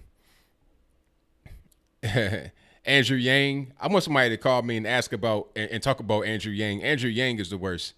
Andrew Yang is not a guy that you really want to have. Okay, let me get to my next call here. Okay, though, because it's what 7 you're on the line. I'm speaking to. Hey, ABL, it's Al from New York. All righty, Al, what's going on? Hey, man. So I want to talk about Bernie, ask you a few questions about Bernie. First, I just want to give a shout-out to Tulsi Gabbard, because did you catch that Women's of Color, I forget what it was, there was like an interview with the Democrats today? I saw some of that. Was it like some kind of event? I think Beto was there. Yeah, I didn't catch the whole thing, but it was it was called Women of Color or something. It was like a CNN thing. But the only one I caught was Tulsi Gabbard, and I disagree with her on a lot of things, most things. But I do want to give her respect where it's due, because she's the only Democrat, as far as I know, as far as I'm aware of, maybe you can correct me if I'm wrong, that regarding the Sri Lanka attack, she said, she was asked some question about Muslims and their rights or whatever, And she replied saying there's a lot of danger in the world, and we just had this recent attack on Christians. And then she went to proceed to talk about the other attack. But she's the only Democrat that I'm aware of that actually mentioned, specifically said that the Christians were attacked by Islamic extremists. That's good. That's good for her. But unfortunately, Very that means good for that her. she won't be able to get past the primary at all. She might not even get to the primary because, what she is a centrist. And right. you can't do that in today's politics. You got to be one way or the other. If you're a centrist, you have no home. You're not going to be able to, even if they put her out there to be the nominee, she wouldn't win because you have to be able to attract all of the current Democratic base and gain some more people. And she's not going to do that because she'll turn off some people that don't like Christianity and religion. Like, you can't do that. It wouldn't work out well for you. Yeah, I hear what you're saying, man. I was like, ooh, when I heard that, I'm like, what am I hearing? And I was like waiting to see the reaction from the crowd. And at the end, they gave her applause or whatever. But I think, even good for her, but even if it ends up hurting her, what's important is that these things are said. Because what you notice is that people like Bernie, people like these insane Democrats, they're going to say insane things that are obviously not doable. Like, the American people are not going to go for that. But what that does is plant a seed in people's minds, and they get used to hearing it. And over time, it gets more normalized. So in the same way, by her saying that, it kind of is paving the way for other people to say the same thing about Christians. And also a lot of people do respect her. So it's a good thing. Oh, definitely. So, okay, so quick, I'm going to ask you some questions. So, first of all, I know Bernie Sanders. So, first thing about Bernie Sanders is people need to understand. I mean, you can find videos of him, many videos of him, talking to his students or a student, and he often advocates for communism. So, all these people that don't know this about him, they need to just do a quick Google search, just an easy search, and find him talking when he was younger. There's plenty of videos of him. Advocating for Fidel Castro and all sorts of communist ideas. And he's telling his students, or he's tutoring people. So that he really means it if he's actually tutoring a young person. So when he says he's a socialist or he's a democratic socialist and he just wants it to be like Norway, you can't believe him. So this gets me to my next point. We have a socialist or pretty much a communist advocating for assault rifle bans. So, but just for your listeners, I'm going to just state what he said. He said, we must follow New Zealand's lead, take on the NRA, ban the sale of and distribution of assault weapons in the United States. So, my question is for you. So, obviously, this is crazy. We have a communist socialist declaring for an assault rifle ban, which could mean anything. So, this should be a red flag to the whole country. Now, so this is my question for you, because it's really strange to me when I hear these Democrats saying they're going to ban assault rifles when that's one of the Bill of Rights. And so what does Bernie mean? Does he mean that he is going to try to convince Congress because since he'll be the president, he'll have influence and then put it through Congress? Or is he talking about some kind of executive action? Well, I think that he's just saying things right now with no actual plan to get it done. When it comes down to it, he'll probably say, executive action or something. But right now, he has no plan. He's just talking. Right. Okay. Well, this just concerns me a lot. And so two more questions for you. So have you heard? I've never bought a gun myself. I've never really had the need to. But I'm going to be buying a gun soon. But I've noticed this thing. It's called what is it called? When you buy a gun, you have to fill out a 4473 ATF form, correct? It depends on how you buy it and where you buy it. Okay. So what is this? Is this basically, because it's called a firearms transaction record. So does this mean any rifle? So if you have to fill out one of these, does that mean that the ATF has a record of everyone, their address, everything, and what they have? Well, if you fill that form out, they would have it. I would assume. I really don't know that to be 100% certain. I'm Okay. sure somebody in the chat can fact check me on that. But if you fill a form out and it goes to the federal government, they have a record of you. But you can buy guns Right. different ways. You can do private sales. You can do gun shows and stuff like that. Sometimes at gun shows, they require you to fill out some kind of form. I'm not really sure what it is, but a private sale, you could do that. Just, if you have a neighbor and they have a gun, you can buy it from them and you don't need any kind of paperwork or do that.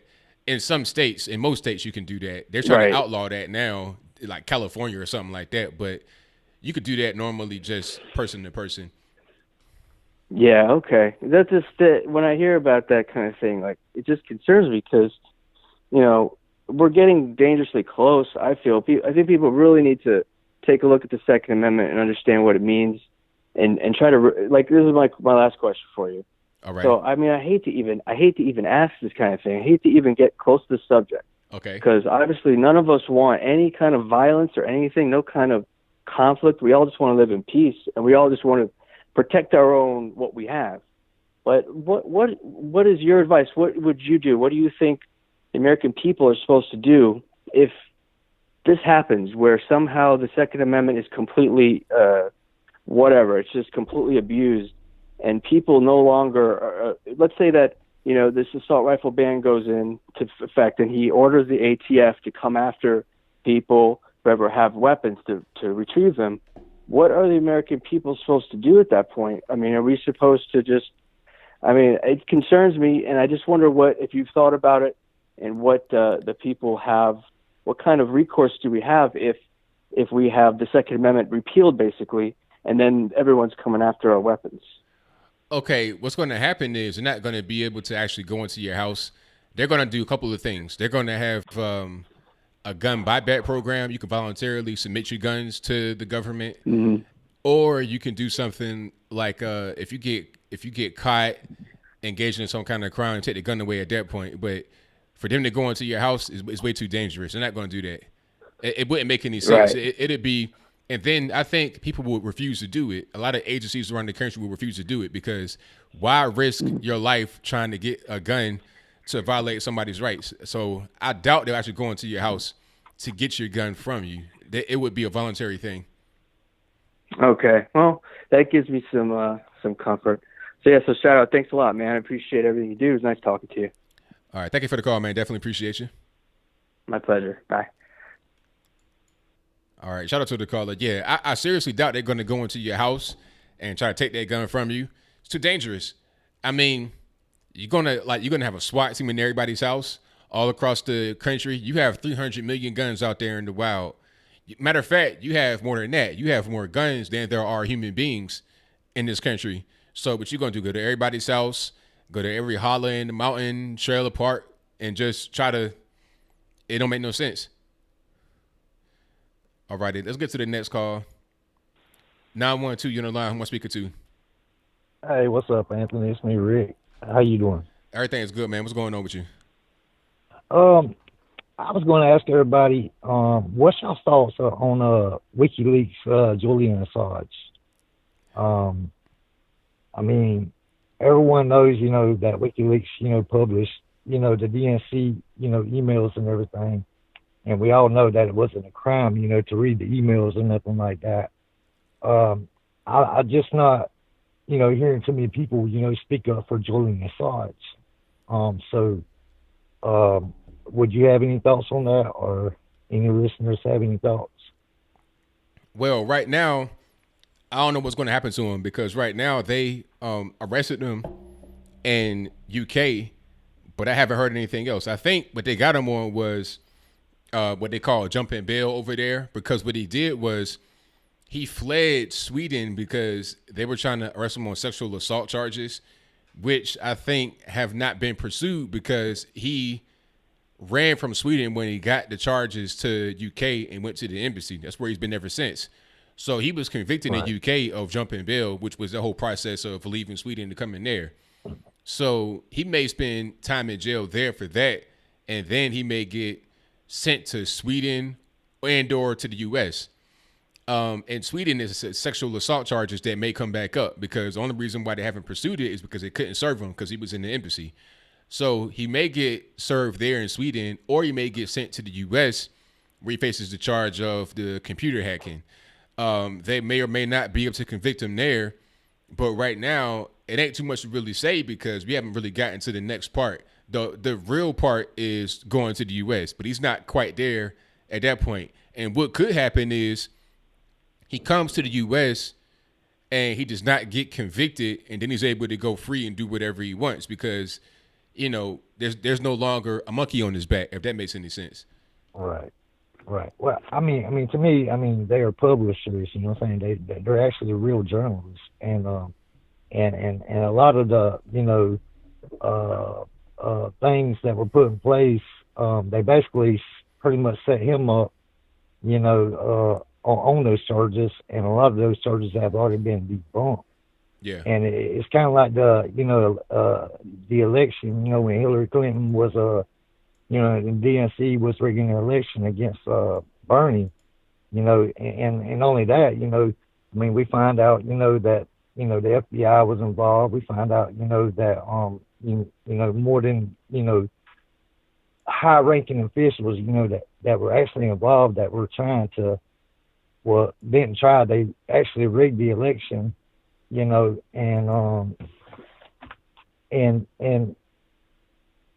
for a journalist, to publish, that type of information, it's I don't know if there's I know there's a certain type of VA, like whistleblower protection program, but I don't know if there's a protection program for journalists. Now you people at CNN and Fox News, I don't too much watch the media. I've been focused on what Trump's saying, and I stay focused on WikiLeaks. And to me, I would think there'd be more people championing for Julian Assange, than I don't know. It's just awkward. Yeah, I think we gotta wait to see what happens because right now it ain't really too much happening. It's kind of just slow motion. So we gotta wait to see if he gets sent to the U.S. and then at that point, if anything happens to him there, I think once he comes here, that should be when everybody's like, okay, what's going to happen? What's going to be the next step?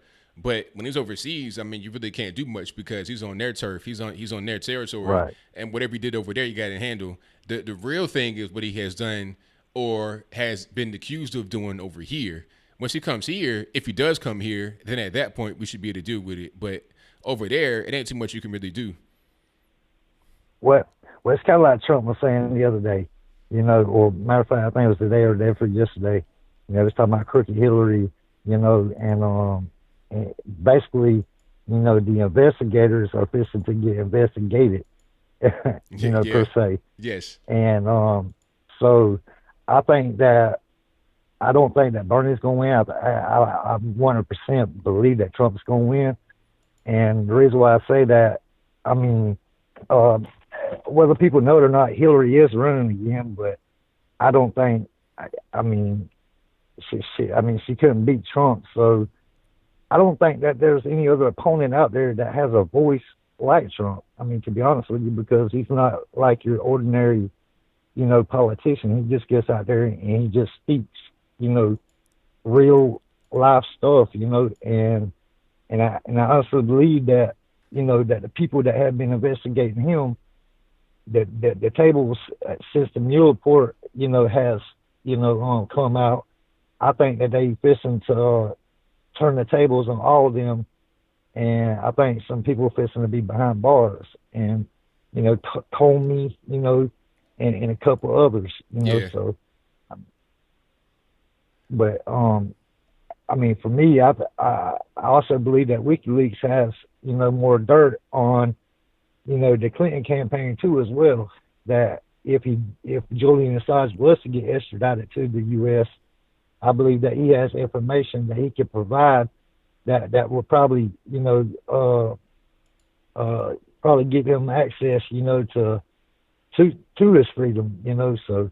That's just my intake on it. I just want to hear everyone else, or what, pretty much see what anybody else was like typing or whatnot. I just want everyone's thoughts, on WikiLeaks joining the size, man. I honestly believe that Trump should cut that man free. You know what I mean? Yeah, hopefully he does, man. But thank you for the call. Definitely appreciate you. All right. Thank you, Anthony. All right, no problem. Good night, bro. All right. Thank you so much, man, Ricky, for the call. Most certainly appreciate him. And you guys know the drill. The number to call is 434-658-1220. The number is always in the ticker at a certain point. There it is right there. Dial 434-658-1220, or right there in the ticker. It's also always in the description box. And if you want to call in through Skype, there is an email for that in the description box right underneath this video. Click on the show more right there. I got the link for the flags. I got the merchandise up under this. I got all that good stuff in the box below. But let me get to my next call here. 737, you're on the line. Who am I speaking to? Is this Brian? Yes, it is. Who am I speaking to?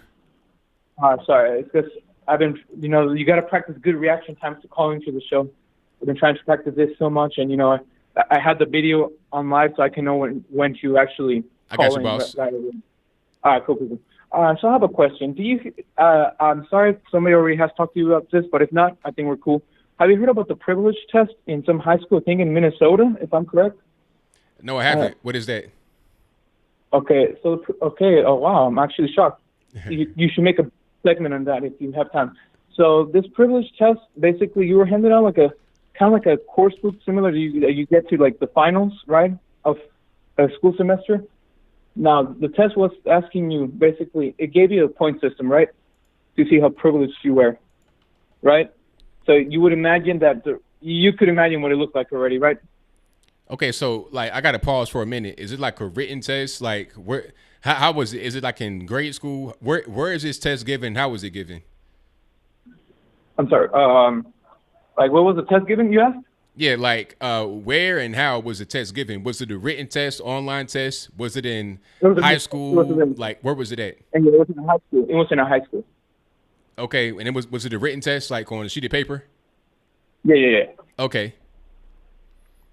If you actually were to, let's say your children were to go to school and saw that test, would you sue the school or no? A lot of people actually had that in their minds. Well, I'm not sure if I would sue the school, but I would be trying to get my child out of the school for sure. Definitely, because I feel like I'm not my child's not getting the proper education, 1,000%. Right. Or if I don't take him out of school, I have a serious meeting with the school and say, hey, why is my child getting this? A privilege test? I'm not with this. We're supposed to be learning reading, writing, and arithmetic, not victimhood narrative. So let's take this test out of the school and maybe I stay.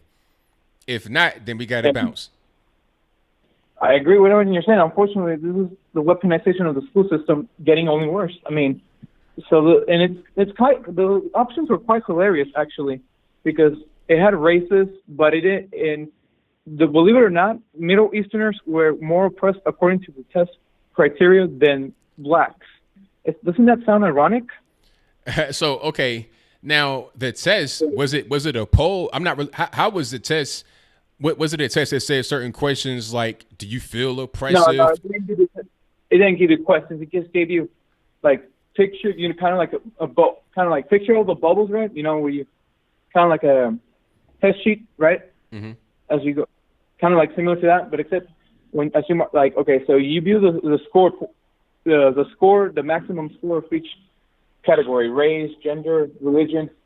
And so according to the options, according to the book test, right, the worst options were Middle Easterner, being negative 600 points, I think, blind being 500 points, transgender being negative 800 points, and I think what else was it? Gay being negative something. Those four were like the worst options. You kind of find that absurd or no? It's very absurd because I'm triggered that they put race in there with mental, pardon me. They put race in there with physical handicaps, like being, what you said being blind, as in you can't see. Yes. So me being black is like on the same, like we're being compared to people that are blind or transgender. I don't like that. the whole test is silly. A privilege test, that's silly. But then the categories like, oh, if you're blind, if you're Middle Eastern, it's retarded. All it is a way for people to feel like they're victims and to find validation in being the victim. Oh, because I'm Middle Eastern, that means I'm somehow less than this person, and this test validates it. Yeah, if I saw something like that, I would be like, okay, we're going to different school. And I would go to the school and I would tell them the reason why we're leaving. Like, this right here must go. And I would make sure that other parents knew about it, because not all parents even know what's going on in the school. They're not privy to all the tests and the quizzes and whatnot. Sometimes they got to get brought to their attention and say, hey, look at this. And they could be totally shocked.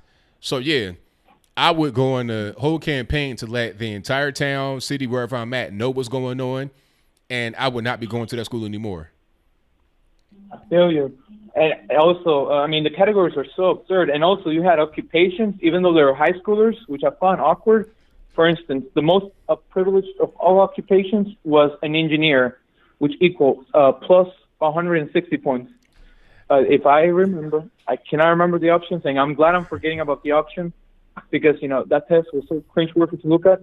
Now, the school board has contacted the distributor of the test and has banned the distributor from ever distributing any other products again. But I mean, that's kind of disrespectful to the students, because you're discouraging them from actually learning anything. Yeah, pretty much. I mean, like I said from the beginning, we're in school. We're supposed to be learning reading, writing, and arithmetic, not victimhood narratives, not about who's worse than the other. I don't want to hear anything about that. That's not important. Not at all. We need to be trying to get life skills and get things we can actually take out and use. I can't use the victimhood card. I can't pull the victim card out of my pocket and use it in McDonald's and get a free chicken sandwich. It's not going to happen. So, yeah, that right there, that's crazy. I agree. All right. I mean, a couple of last words. Well, like I said, the test. I mean, what does it tell you about the current state of the education system? Is the education system going to get worse from here on, or can we still fix it? Well, I think that education system has a lot of problems as it exists. The public education system and also college has a lot of problems. That doesn't mean you can't find any kind of gems. You got some good schools out there, some good public and private schools. But overall, I think the public school system in general has a lot of issues that should be fixed on a federal level. Right. And, you know, I mean, I just wanted to get that on my chest and see if you actually knew anything about it. I'll I'll send you a link in an email. Yes, please do so. Okay. Because goodness gracious, I mean, being Middle Eastern makes you more oppressed now. But look, I mean, Middle Easterners are more advanced than other civilizations, if anything. Right? Right. Then they have. Yeah, Egypt and all this. So that's crazy. All right. Well, just wanted to get that on my chest. Thank you once again, ABL, for welcoming me into the show. Hope you continue enjoying continue doing what you're doing, man. Thank you for the call, man. Definitely appreciate you. You're welcome. Wow, a victimhood test. Is that where we're going? Is that what we're doing nowadays? Who's the biggest victim? I mean, where have we fallen as a country to where that's what we are talking about in school? That's crazy. Now, if I had kids that was going to a school like that, they wouldn't be going there anymore. They wouldn't be going for long. I'll tell you that much right now. All right, let's get to my next call. 901, you're on the line. Who am I speaking to? Hey, man, this is Heath from Memphis. How you doing tonight? Everything's great. How about yourself? I'm doing good, man. Hey, listen, I wanted to talk to you more about the story you did about the transgender school thing. Yes. Do you think they're doing that to show that they're woke so they can try to get more people coming to the school? Because in truth, they really don't have that many people signing up, or what? Now, what video was this? The transgender school? Yeah, it was the university wanting transgenders to come. Yeah, you're talking about Morehouse. Yeah, okay. What's going on with that is that they want, like you said, they want more people, because a lot of these colleges, especially the black colleges, are going broke. They don't have any money. They were meeting with Trump. It may have been last year, it was this picture that went viral of Kellyanne Conway on the couch with her feet, her legs up on the couch. That went viral. But the reason why she was there was because you had 150 different people from black colleges at the White House basically trying to get some more money, trying to get some investment, trying to get some help to their failing schools. So it's to get more people in there because they're losing money, and also because it's already an issue on campus as it is. They had to pass this dress code a few years back. It may have been about 10 years ago, because you had men going to the college campus wearing booty shorts, dresses, all kind of stuff. So the dress code said, okay, you must be dressed as a male. So I'm not sure if they gave up on that or what, because now they're allowing, women that identify as men. So if you are a biological woman, I will. What do you do now? Do you dress as a biological woman, or must you always dress as a man? It's kind of weird, but really the bottom line is they want more people to come in there because they're losing money. Oh, okay. I get it now. They're desperate for cash, so they're towing the line. I got it. That's right. That's pretty bad. That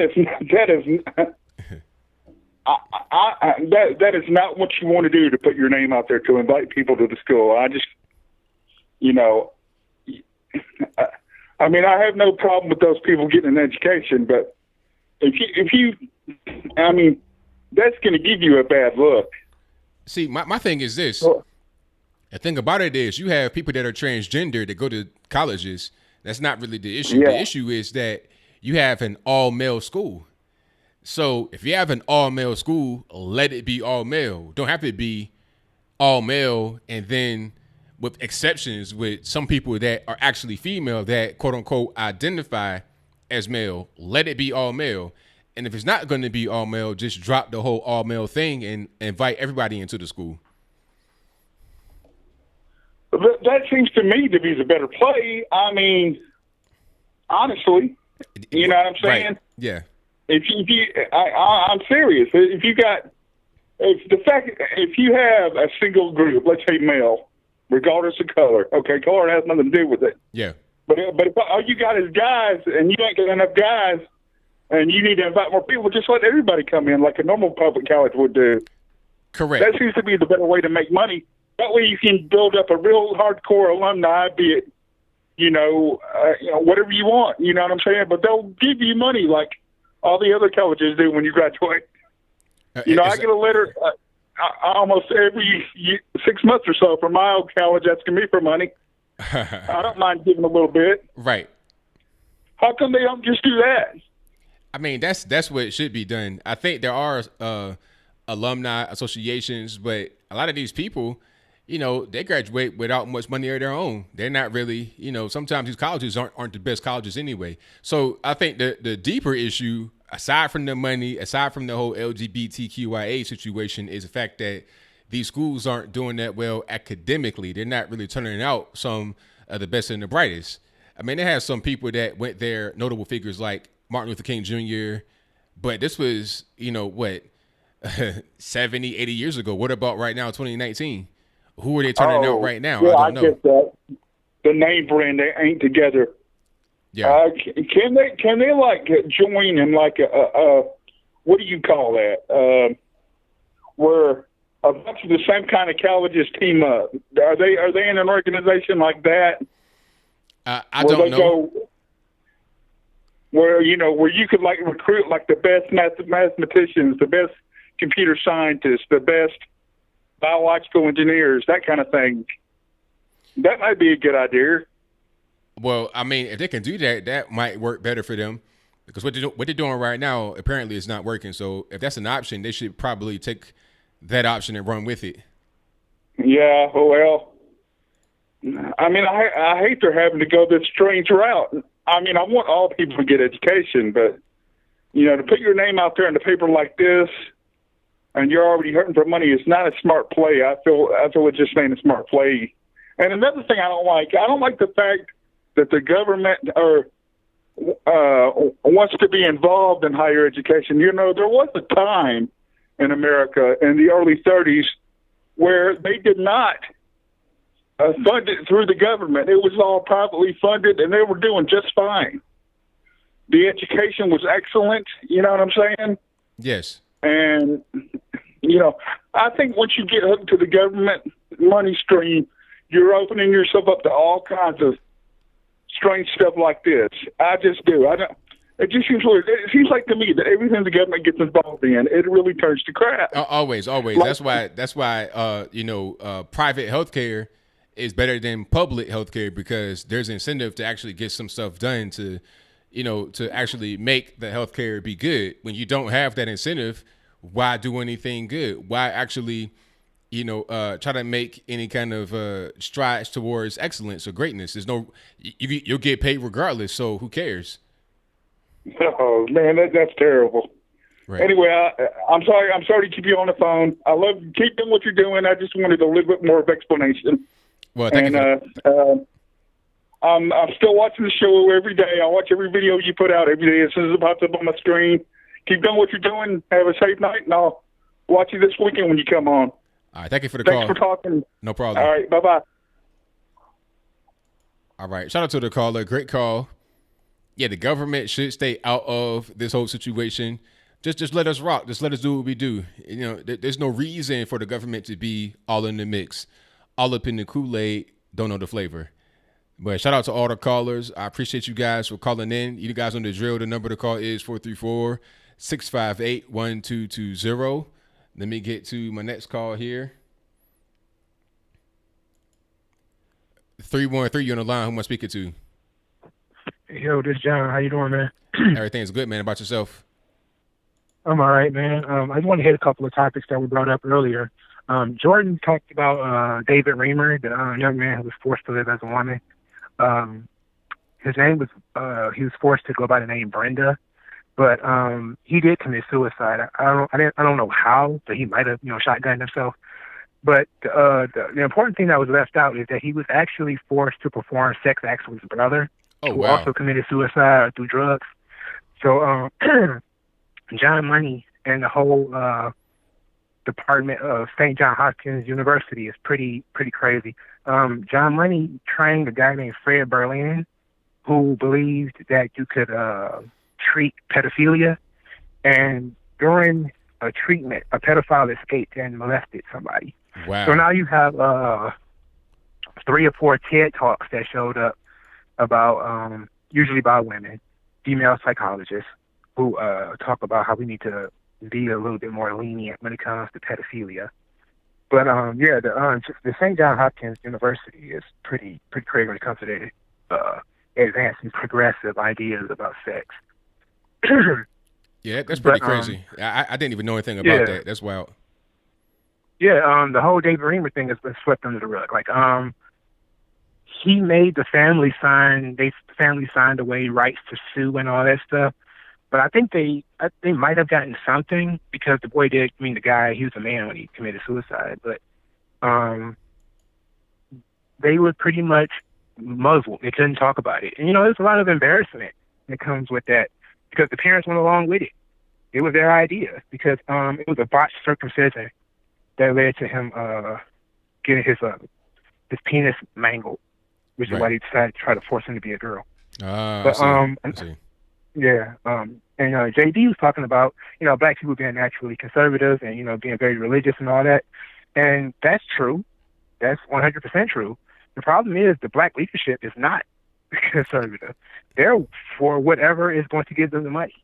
Like, the black church is one of the most political organizations. It is the most political organization in the black community, and it is in the pocket of the Democrat Party. Period. Yes, 100%. It is just, without question. We're just now, within the last 10 years, maybe 15, of having black, quote unquote, black leaders that are not, quote unquote, reverends or some other religious leader. Malcolm X, Martin Luther King, Jesse Jackson, Al Sharpton, Michael Eric Dyson, just over and over again with the reverend, pastor, so-and-so. And these people just essentially go into churches, and whatever they say, I hate to say it this way, but it's kind of how it is. The sheep will just go along with it, because the pastor is really the only man in the community that has any power Fathers don't have any power. Coaches don't have any power. The men don't have any power at all unless they're the head of the church. So if you're the pastor, you can take a couple bucks on the side, tell everybody to vote for whoever, and that's that. Exactly. That's a shame. But did you see that this school has a dress code now for parents? I saw that. Now that was crazy. It was like you can't wear shower caps or pajamas in the school. Yeah. So they the craziest thing is it was a black woman who put together this. So the way it goes, this is a school. I forget where it is. It's called Madison High School, and the school put together. The principal put together a dress code: no hair bonnets, no rollers, no pajamas, no booty cut shorts like Daisy Duke shorts, no house shoes, no. I already said bonnets, but there was some more stuff like do-rags and torn jeans and stuff like that. And a lot of people have been attacking her, saying that this is "quote unquote" classist. It's "quote unquote" respectability politics, and the black community is the only community in the world where respectability is a pejorative. You know what I'm saying? Like it's the only community in the world. When I first heard that term, respectability, I'm like, what are you talking about? Why is that bad? I didn't understand that for a long time. Then I was reading up on it. I had to figure out why is that a bad term. And then I was reading up on it. It was created by this woman named Higginbottom. I think that was her name. She created the term in the 80s just because she wanted to. She was an academic, and she put it out there saying that black folks should not have to, behave a certain way to get respected. It was her kind of thing. So from one person, we have this whole generation of people that say, okay, we want to follow her. Same thing as, the whole term African American. That came from one guy, Jesse Jackson, in the 80s. So before that, there was no such thing called African American. But after him, all of a sudden it is. It's crazy how one person can change the whole black community's viewpoint on one particular subject. Yes, like another thing is Bell Hooks actually created womanism, which was supposed to be feminism for black women. And I remember hearing about this when I was in school, that all the black feminists were like, I don't want to be a feminist. Feminism is racist. Feminists are racist. And there's a good body of work showing that the early feminists were actually racist. I don't support feminism in no way, womanism either. But it was kind of strange that I started seeing, like, as feminism picked up steam, black women just kind of like jumped off the whole womanism ship because it was Bell Hooks and Angela Davis and all of them. They just kind of started their own thing, and then black women jumped on that. And then feminism started picking up steam. Black women just jumped on that. So people just like to follow. But speaking of that, the whole ADOS thing is another one where people just jump on the bandwagon. Have you heard about this book called, I think it's Disintegration? It's by Eugene Robinson. I haven't read it yet, but I watched an interview that he did. So he did. He was. Have you heard it? No, I've not.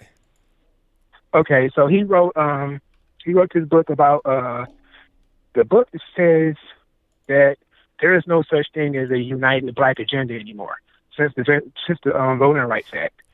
So he said that the black community has essentially split into like 5 different groups: the transcendent groups, or the really high status blacks, which would be like Obama and Oprah; the middle class blacks, the poor blacks, and then there'll be the mixed race and the immigrants. And what we're seeing right now is that the black community is like what he was talking about. This book is like 8 years old, but what you can see it happening now as ADOS shows up and the gay agenda and all that type of stuff starts coming to the forefront. You can see the disintegration of how the black community is falling apart. Yeah, I definitely see it. You're seeing big time gaps. It's like these groups don't even interact with each other. They don't know each other. You got the people that came recently from different countries. They have their own thing going. People that have been here for a while, and that's kind of split up in between the people that live in different neighborhoods, kind of away from most of them, and then you got everybody else pretty much doing their own thing, just trying to make it. That's kind of what's going on right now. And then you got the whole LGBT thing, which kind of it kind of transcends all those different groups, and it's kind of like on top of all that at this point. That's kind of like the leading force, in my opinion. Yeah, like I think that really the leading force is like feminism, because you have a lot of because the black women pretty much run the black community as it has been for like the last 30 or 40 years. So whatever they want to do is pretty much what's been going on. And they've been pushing the gay stuff, and but I think if the gay stuff starts to being problematic, quote unquote, you'll see it get cut off real quick because it doesn't benefit women.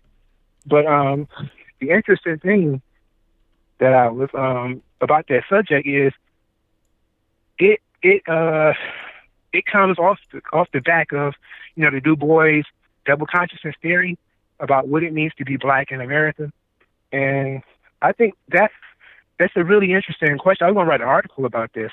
I've been really struggling to to organize my thoughts, but being a black Republican is the only time where it's okay to actually be violent against somebody. Like, you can be a black Republican and it's okay to beat you up in public. It's okay to harass you. It's okay to be called a coon on TV. All this stuff, like the whole firing squad with Kanye West, how people go after Jason Whitlock, like these sorts of things, you can see like there's other black people going after black people for being pro-black people, but you're not pro-black in the way that they want you to be pro-black. That's right. You That's have right. to be that's really strange.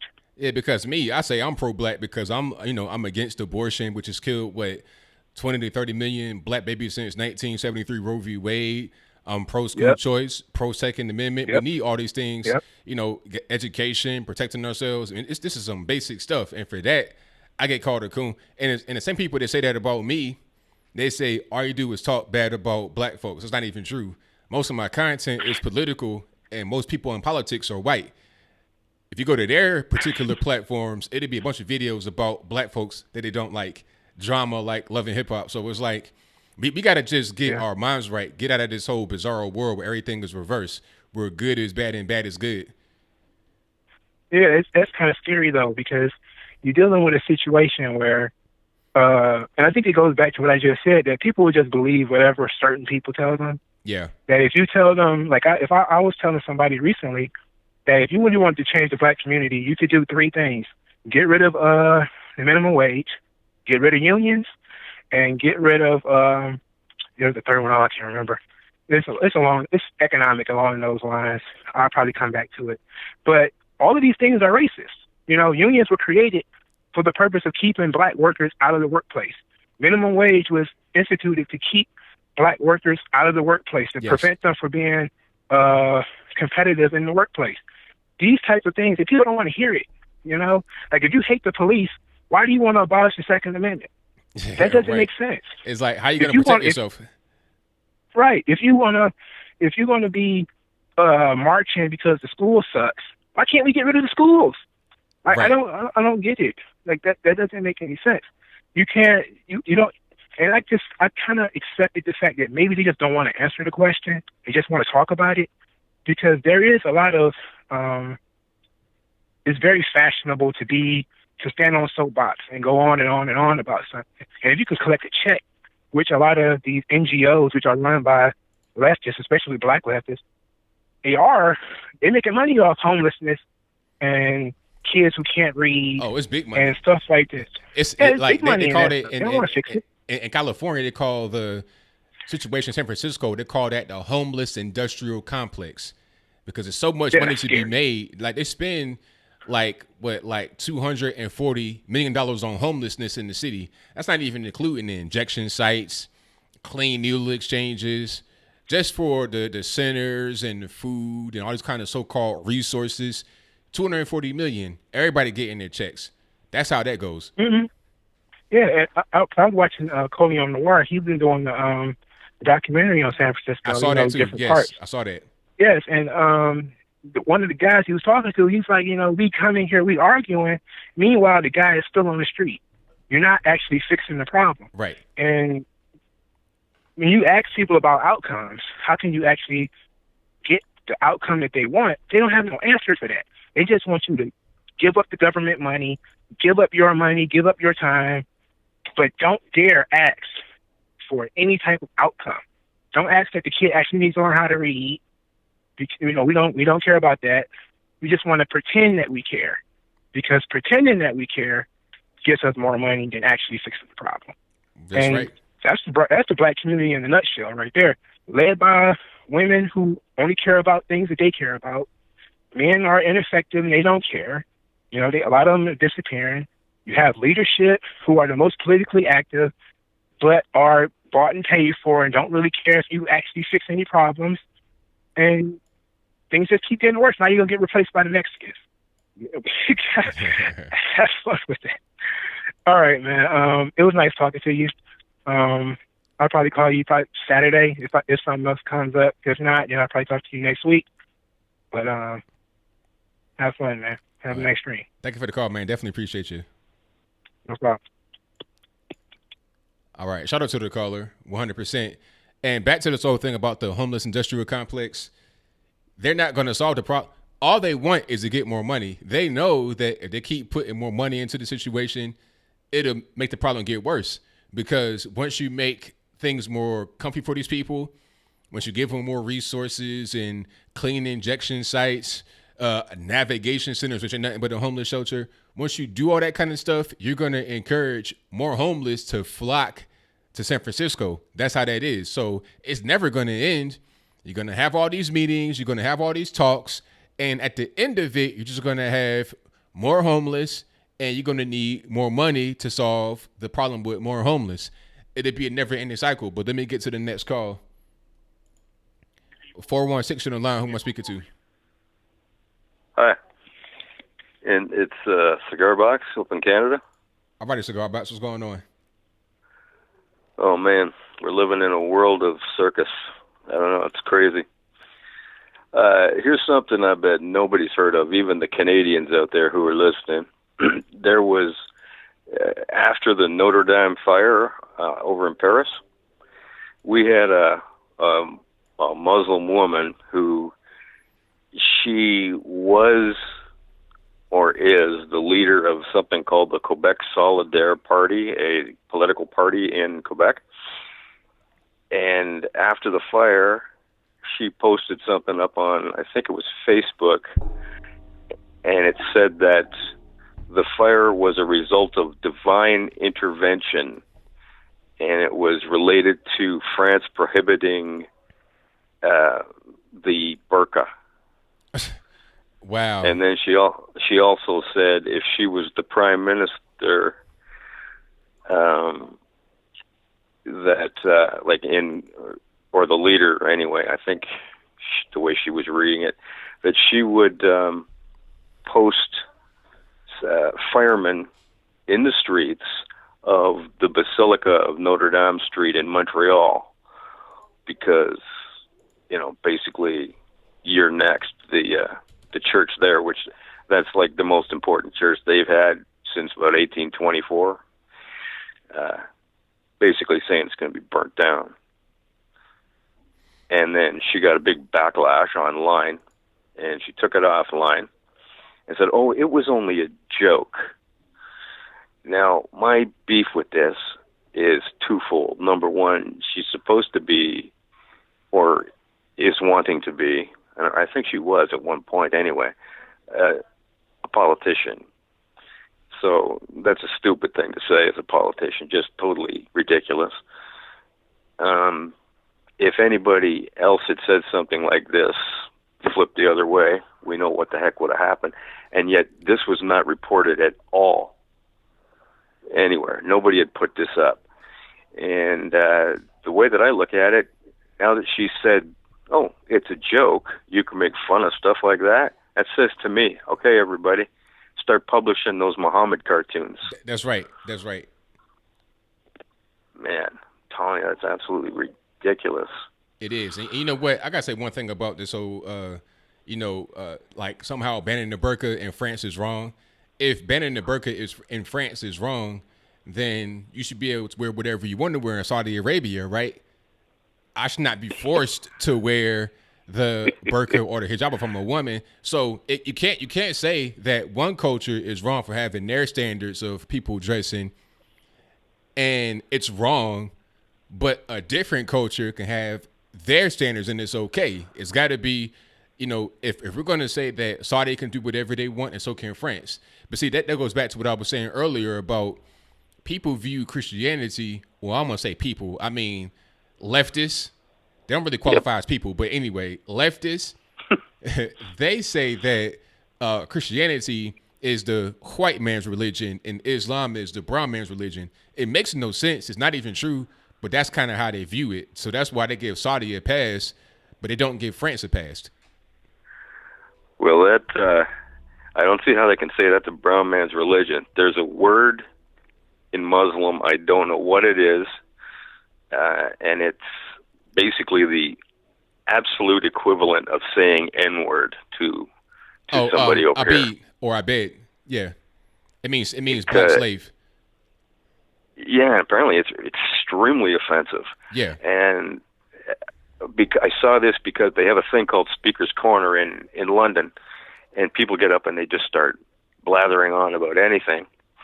And one guy was going on, he was black, and he was going on about how much he didn't like Islam and the reasons for it.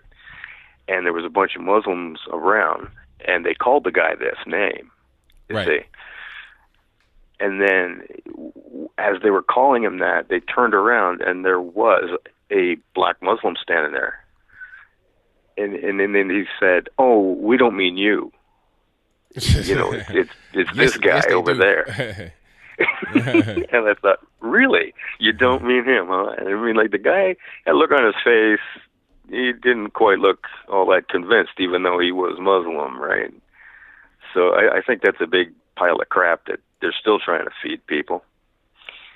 There's another thing too, is I didn't really notice a whole pile of Muslim women taking off their headscarves in, to show support for everybody who got killed over in Sri Lanka.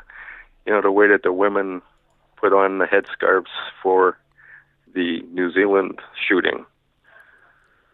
Well, hey, that's a good point. It's like all one way only. Exactly. Yeah, it's pretty ignorant as far as that goes. With I got a small story here, and it's about how much I hate bureaucracy. And you kind of touched on all this money to be made with with this homelessness and crap like that. But my uncle, he was Canadian, but he went down and he served in the United States Air Force. And when he got out, he stayed in the U.S. So he started up his own business. It was like a, what do you call it, a gardening type thing where you go around and do everybody's, I forget what you call the name of it, but it was gardening, basically. And so he would get a whole pile of houses, and then he hired people to work for him. But he didn't have much money to pay anybody, so it was just minimum wage. Consequently, he only got like guys out on parole and that because they couldn't get a job anywhere else. Nobody would work for him. So anyway, what would happen is he had a big turnover because these guys would then have him to put down as a reference and get a better job. And so his name got back to the parole officers, and then he got approached by the U.S. government to work for him. And he thought it was a good idea at first, but then he said it turned into a mess because all of a sudden he had nothing but paperwork all over the place. And he said, this didn't even have to happen. He said, just what I was doing was working. Just, the guys came, they did the work, and all this. But now all of a sudden I've got to send things off to 10 different organizations. Why are these organizations even there? Right, so there's your tax dollars.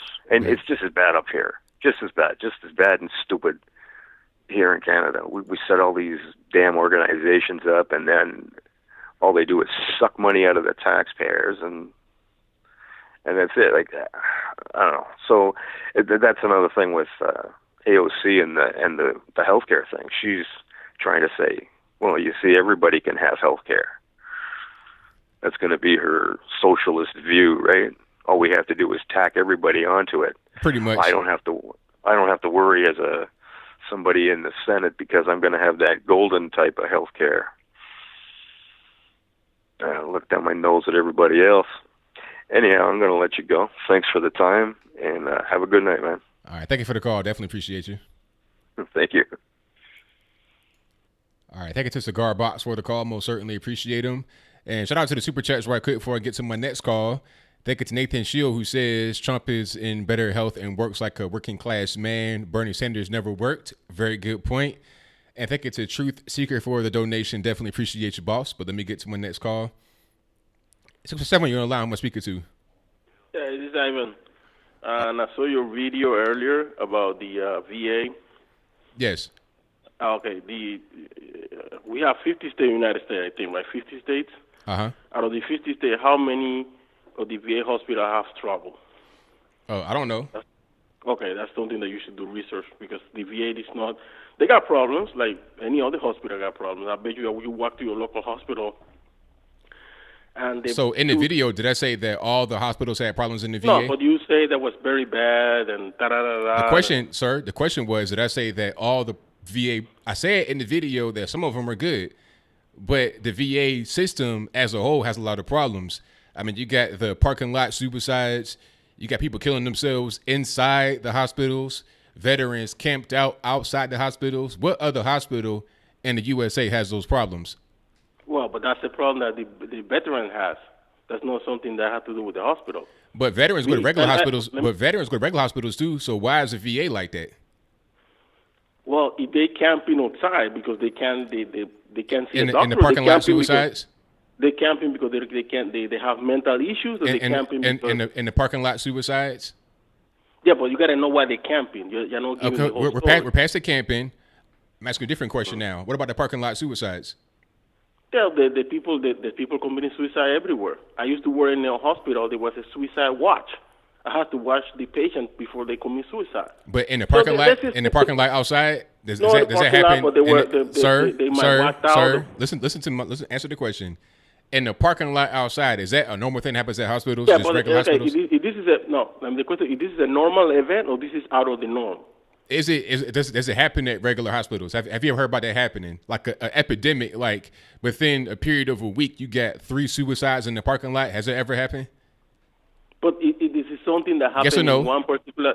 I don't know. This is okay, so if you don't know, then how can you say that? Right? You're looking for one situation, and then you think it's general. It's not general. If you don't know, then how can you say that I'm wrong for like pointing that out as a problem? Everybody knows, sir. When I'm talking, I'll put you on mute, so you won't overtalk me.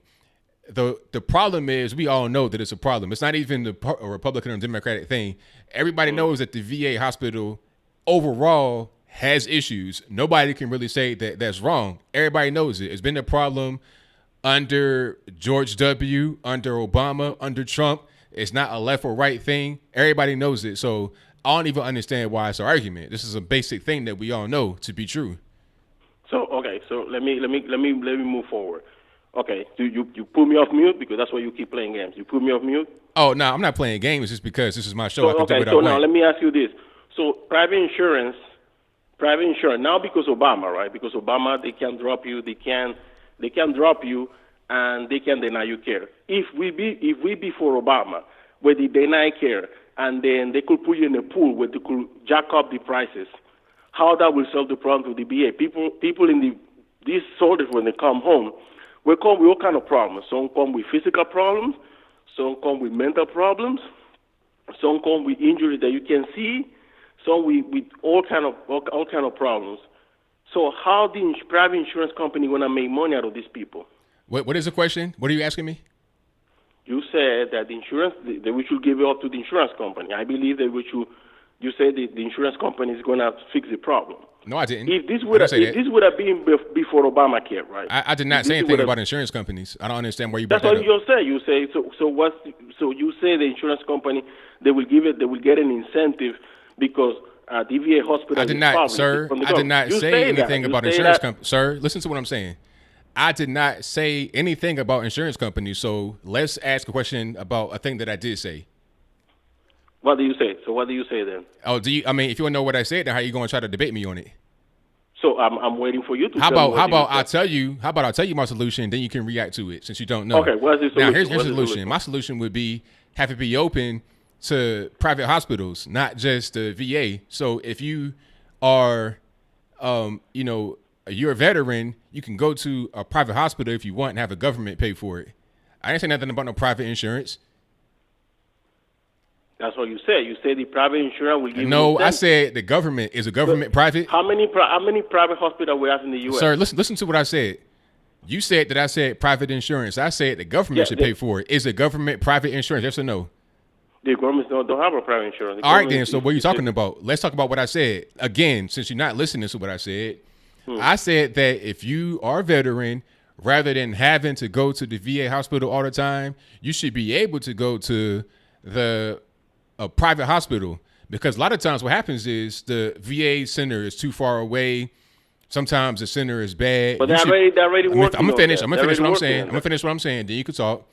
Sometimes it's too far away. Sometimes the hospital is bad, but you might have one right next to you. You should be able to go to that one and get the same and get good care there, rather than having to go to the VA center. Well, this is the problem. This is the problem that you have in certain states. I mean, especially the like West Virginia, Ohio, South Carolina, North Carolina. This is the one that have been reported more problems. I mean, not in Boston, not in Massachusetts, not in New York, not in Connecticut, not in Vermont, not in New Hampshire, not in the up north states. The southern states are the one who have most of this problem, not us. What are you talking about? What kind of issues are you talking about? Well, issue like the waiting time. They don't have enough doctors to take care of them. Is California is California a southern state?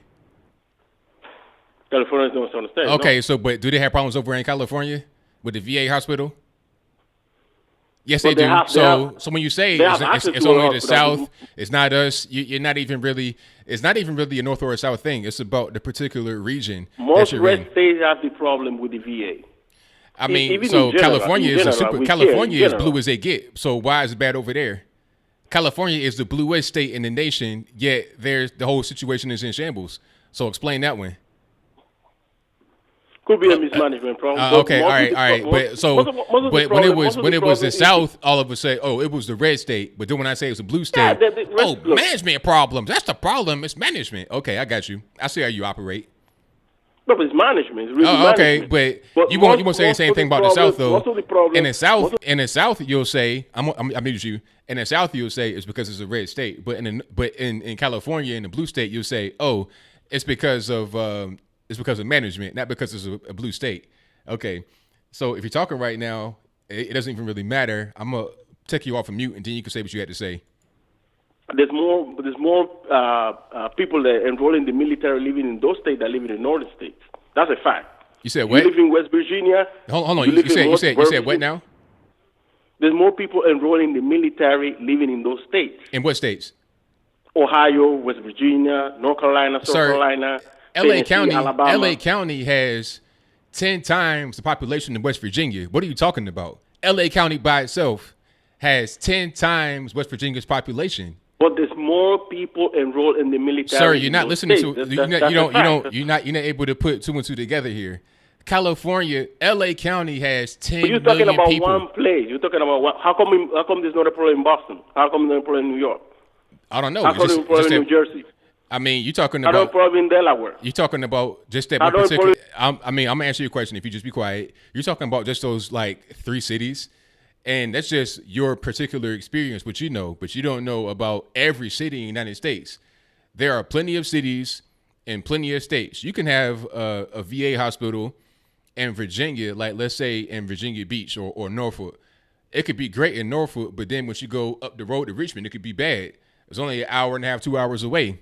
So it just really depends on where you at. But overall, the system is bad. I mean, it's just really serious. It's simple.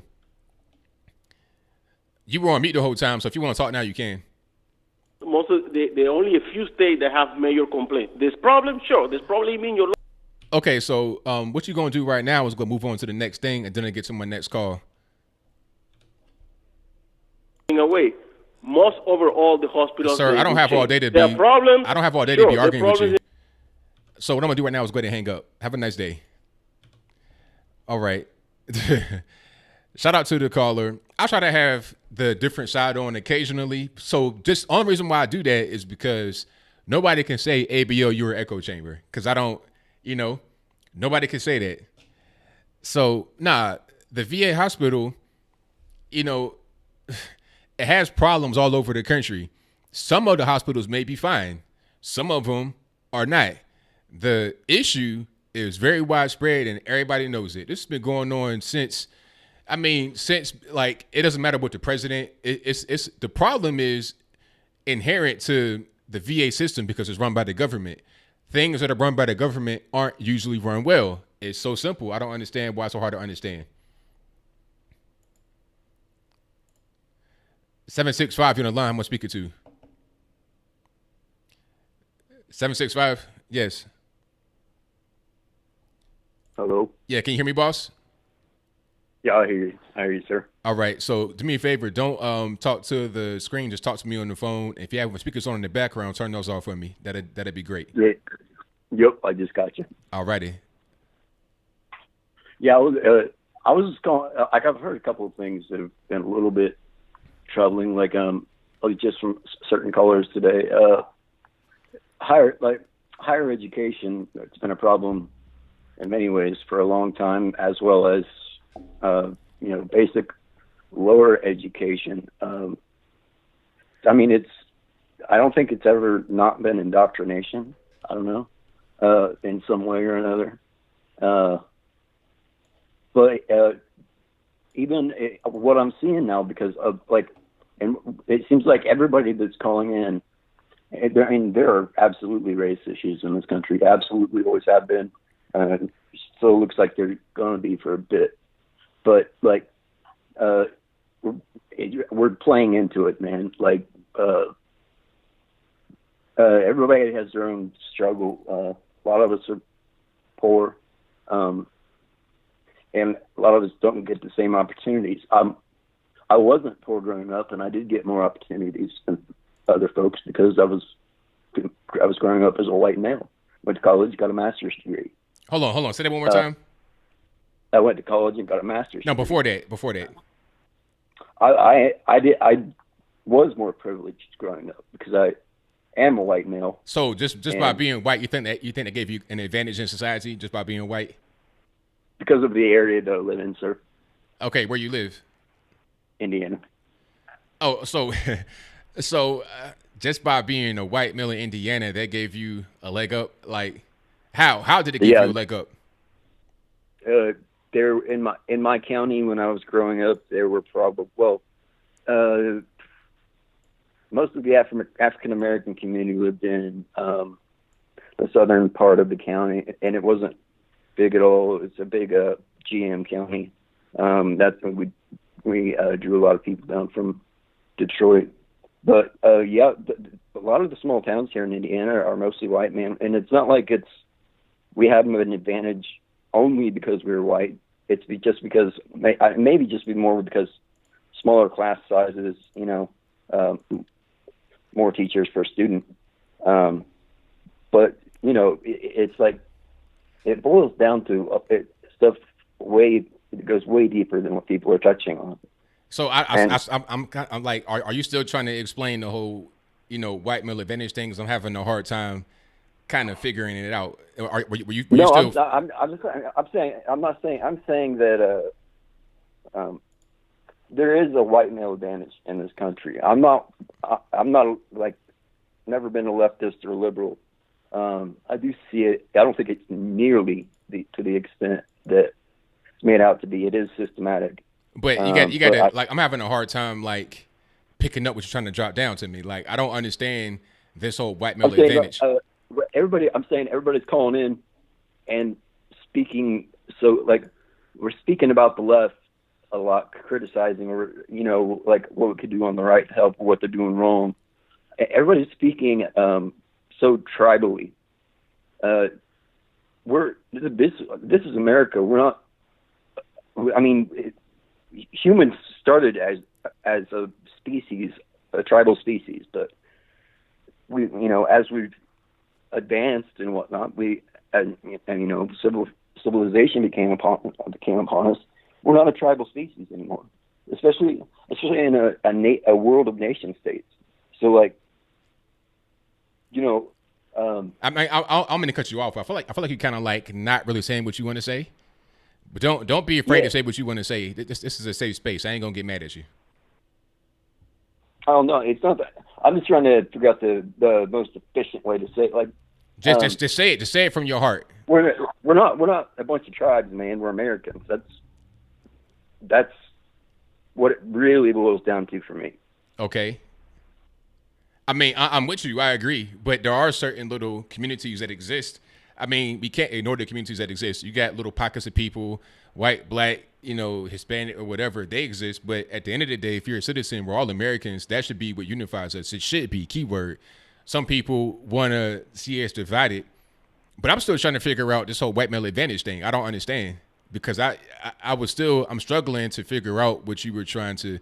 Just tell me how you feel that you have an advantage as a white male. Just say it straight from the chest, straight from the heart, without any kind of cut or chaser on it. Because as a white male, even when I go to even bigger cities or different cities with a different state license plate, I'm going to have an easier time driving around that city. You know what I mean?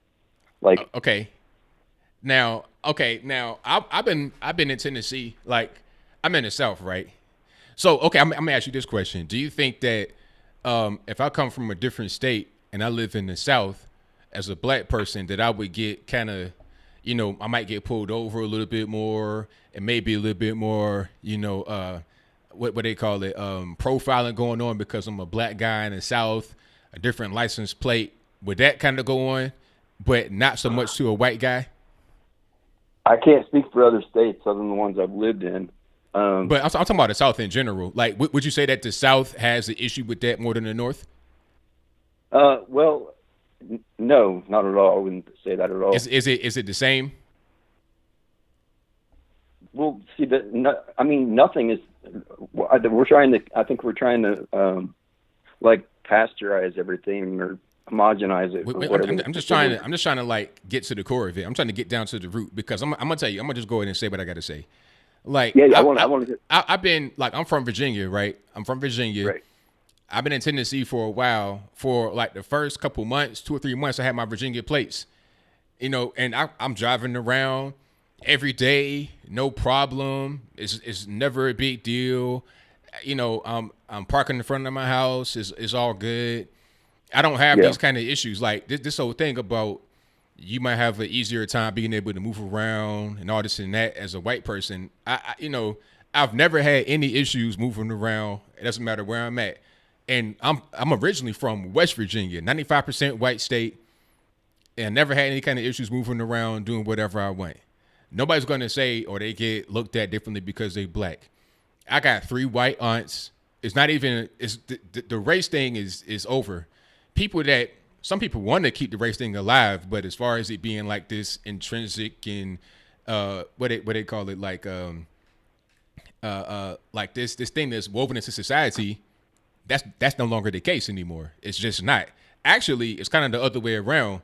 If you're a white male, you are the target of discrimination. I saw the guy, Pete Swalwell, who's running for president, a guy from California, white guy, and he was talking about how he's a white male and I'm trying to be more inclusive. It's like you got to try to like preface being white with an apology, but I don't do that.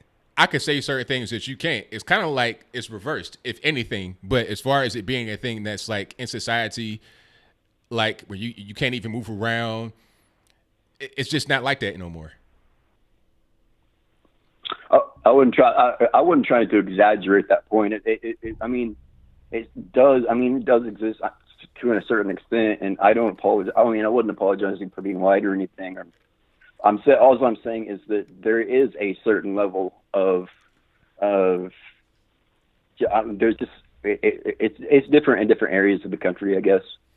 I mean, maybe in your eyes that's how it is, but I think I'd say I disagree. But you can move on. Okay, and also What else was I going to ask you? Oh, this whole thing that's going on about this, and it's the reason I wanted to mention how everybody's speaking so tribally against other Americans right now. Anyway, we're talking about all this stuff that's going on. We've been talking for 2 years about bullshit. Sorry, I wasn't supposed to curse. A BS collusion case that just, I mean, it was completely backwards. But there are.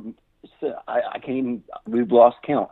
I've lost count almost at this point of the borders in the world that are militarizing to get ready for something, and nobody's looking at it. I mean, because we're all too busy, tribalizing on the left and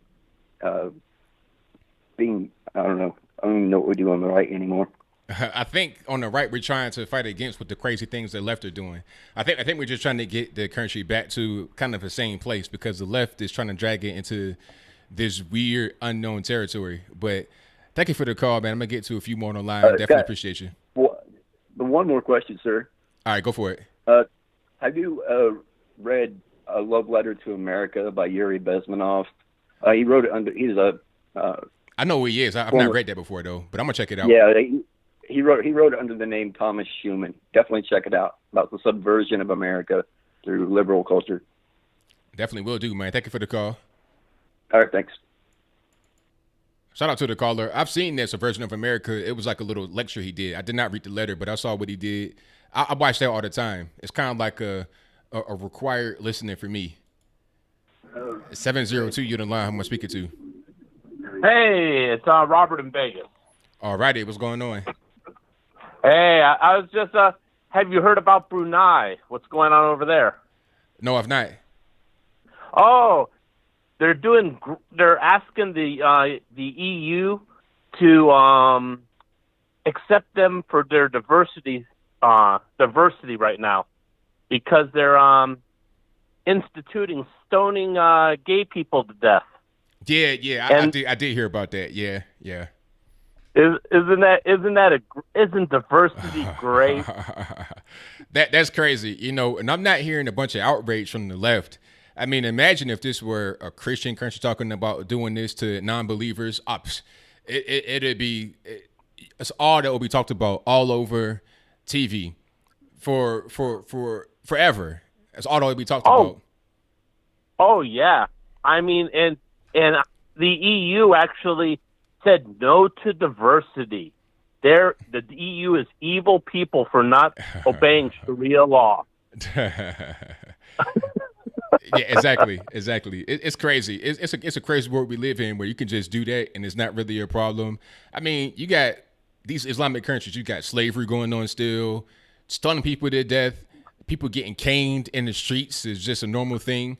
Women are totally oppressed, wearing the beekeeper outfit, can't even drive. I mean, you're talking about Stone Age stuff that if Christians did, you would never hear the end of it. Yeah, I know.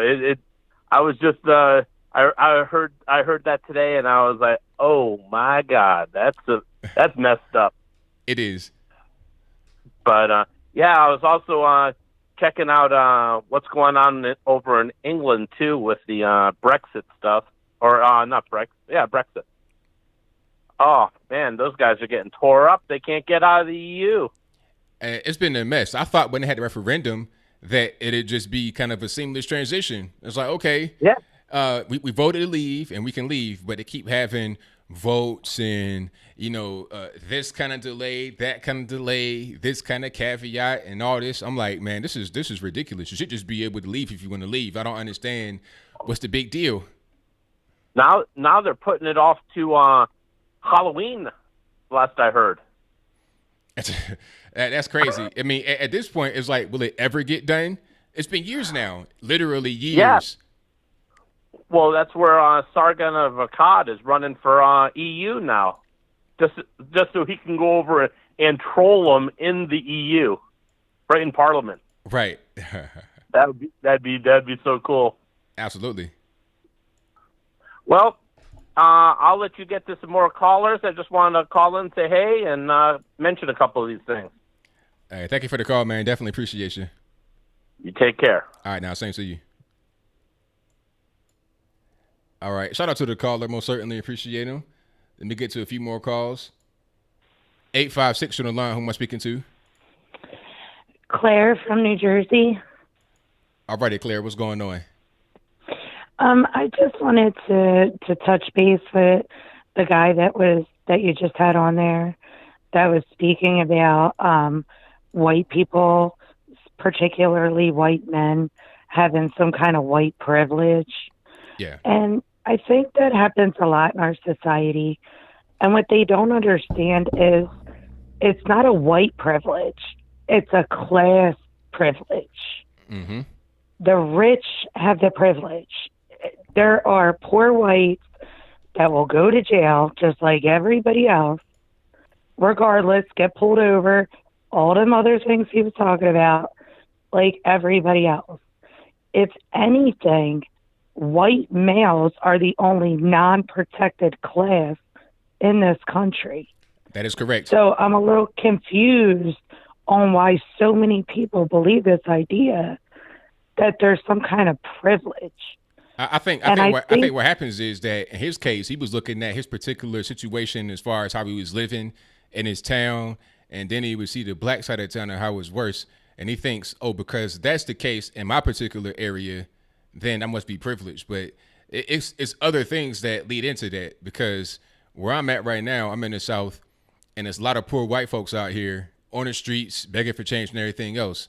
That doesn't mean that I'm more privileged than they are. It just means that I've done different things in my life to put myself in a situation where I'm not in their shoes. And maybe they had bad luck or whatever it is, and they're where they are. Absolutely. And if his logic is the way he's saying it as white privilege, then how would he explain some rich Arabs, blacks, Indians, Asians, that's privilege way supersedes his own, most likely. Right. Are they at the top of the chain as well? Like, that don't make no sense to me. Exactly. And a lot of people think that way. And I think when you come from, I think it's a little bit culturally too.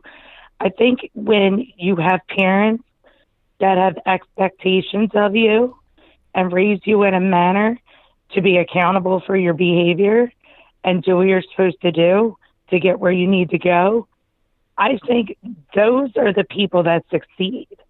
I don't think it has to do with a color.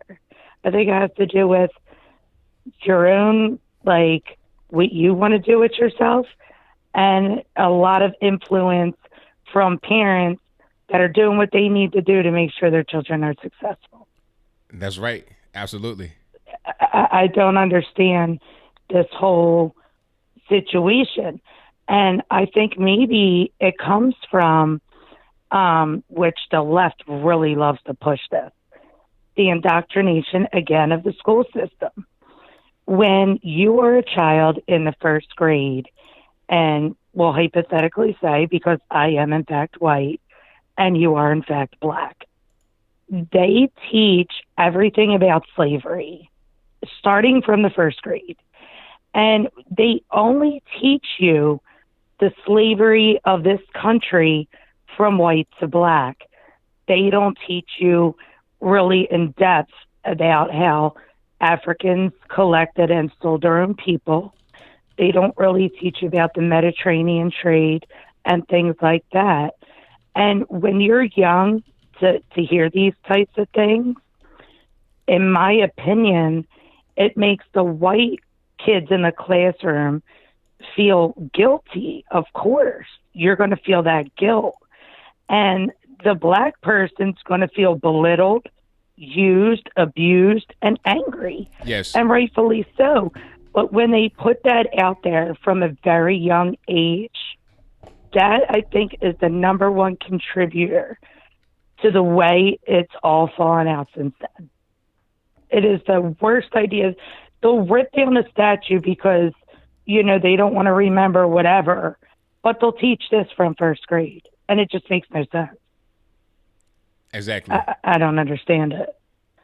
So I just wanted to kind of touch base with, I hope he's still listening, that so much more goes into one's privilege from their parents raising them to their own self-responsibility and effort. There's millionaires and billionaires of all races. So I just want him to understand that just because he sees people that are living a lower, I guess you would call it, quality of life than him, and they just happen to be a different color, does not mean it's like that everywhere. I live in a middle-class neighborhood, and there are plenty of minorities that had the super big houses across the street from one of the best schools that I couldn't afford to send my children to. So I just want to put it out there that I think his logic is a little off, but I could see where it's coming from because I think it all stems from that indoctrination because that stays with them because they're young. Very well said. Thank you for the call. Definitely appreciate you. Thank you. All right, now. All right, great call. Let me get to a few more calls here before I wrap up the show. 910, you're in the line. Who am I speaking to? Hey, what's up, ABL? It's Sean from North Carolina. All right, Sean, what's going on? Nothing, man. Just wondering if we pinpointed the definition of Easter worshiper yet. I've not been able to really pin it down exactly, but I think I have a good idea. I think it means white supremacist bigot. That's pretty much what it means. I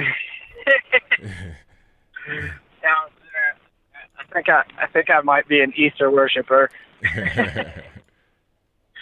Well, I just wanted to say you did a great job tonight, man. I really appreciate this show. I'm going to keep it short. No, it's the end of the night. You probably got a couple other calls to get to, but thanks a lot, man. I appreciate the call, man. Definitely. Yep, have a good one. Same to you. All right. Shout out to the caller.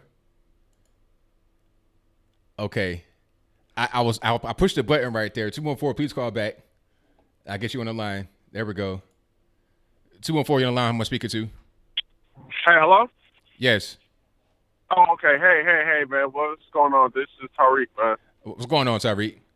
Oh, not much, man. I just want to talk about that. What is her name? Charlene Theron. What's her name? Who adopted that little black boy? Yeah, Charlize Theron. Yeah. Yeah, man. You know, it's ridiculous, man. Because what she said is he told her at 3 years old, "I'm not a boy, I'm a girl." And we got to understand, kids don't have this detailed explanation of what gender and sex is and all that. You know what I'm saying? And for her to take that statement so seriously, so literally, and actually from that point put him in a dress, I think that's ridiculous and bad parenting on her part. When I was a little boy, I used to think I was a turtle. You know what I'm saying? So my parents had put a shell on my back and forced me to crawl slow and feed me insects. You know what I'm saying? Exactly. How retarded you are. Like, be the adult in the room. But these white liberals, I honestly think, and I feel so bad for the children because the children are young. They don't know no better. Kids really rely on parents for their molding, their mind molding and everything for survival. And I think these liberals like her do that to show the world, to use that child as a prop. Like, look at me, look at what I'm doing for progression of society. And also, I think it's a hatred for manhood, masculinity, because I don't know if you see the trend on this, they only do this to young boys. You know what I'm saying? Hello? I'm here, yeah. Okay, I was making sure because I had to take my speakerphone off. So they only do this to young boys. Like, we see, and it's mostly white liberal families. I haven't seen too many black families do it. But I figure if the black community goes so liberal, I think with the black community, we're having family problems right now. So we're not even there yet to even do that. Like, we still need fathers in the home, but that's a different story.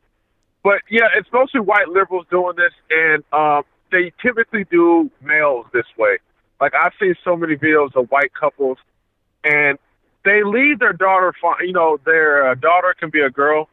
But it's always the boy. It's always the boy that's got to dress up in girl clothing. He's got to play with toys. Because I think it's it's this brainwashing that boys are inherently bad. Yeah. And the only way that you can make them model citizens is you have to feminize them. You have to have them emulate the woman as much as you can. And I believe her doing that young black boy like that is almost as if she probably thought he was going to be, you know, the stereotypical black man who's a thug or whatever.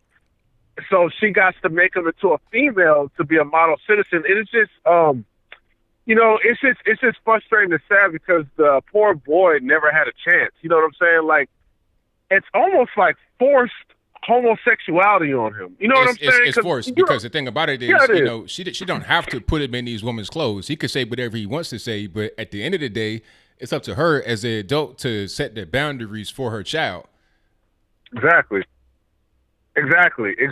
And for her to just force him into these clothes, that it's just artificial for the boy. And it's, him being brainwashed like that, he's probably going to grow up thinking he's that way for the rest of his life.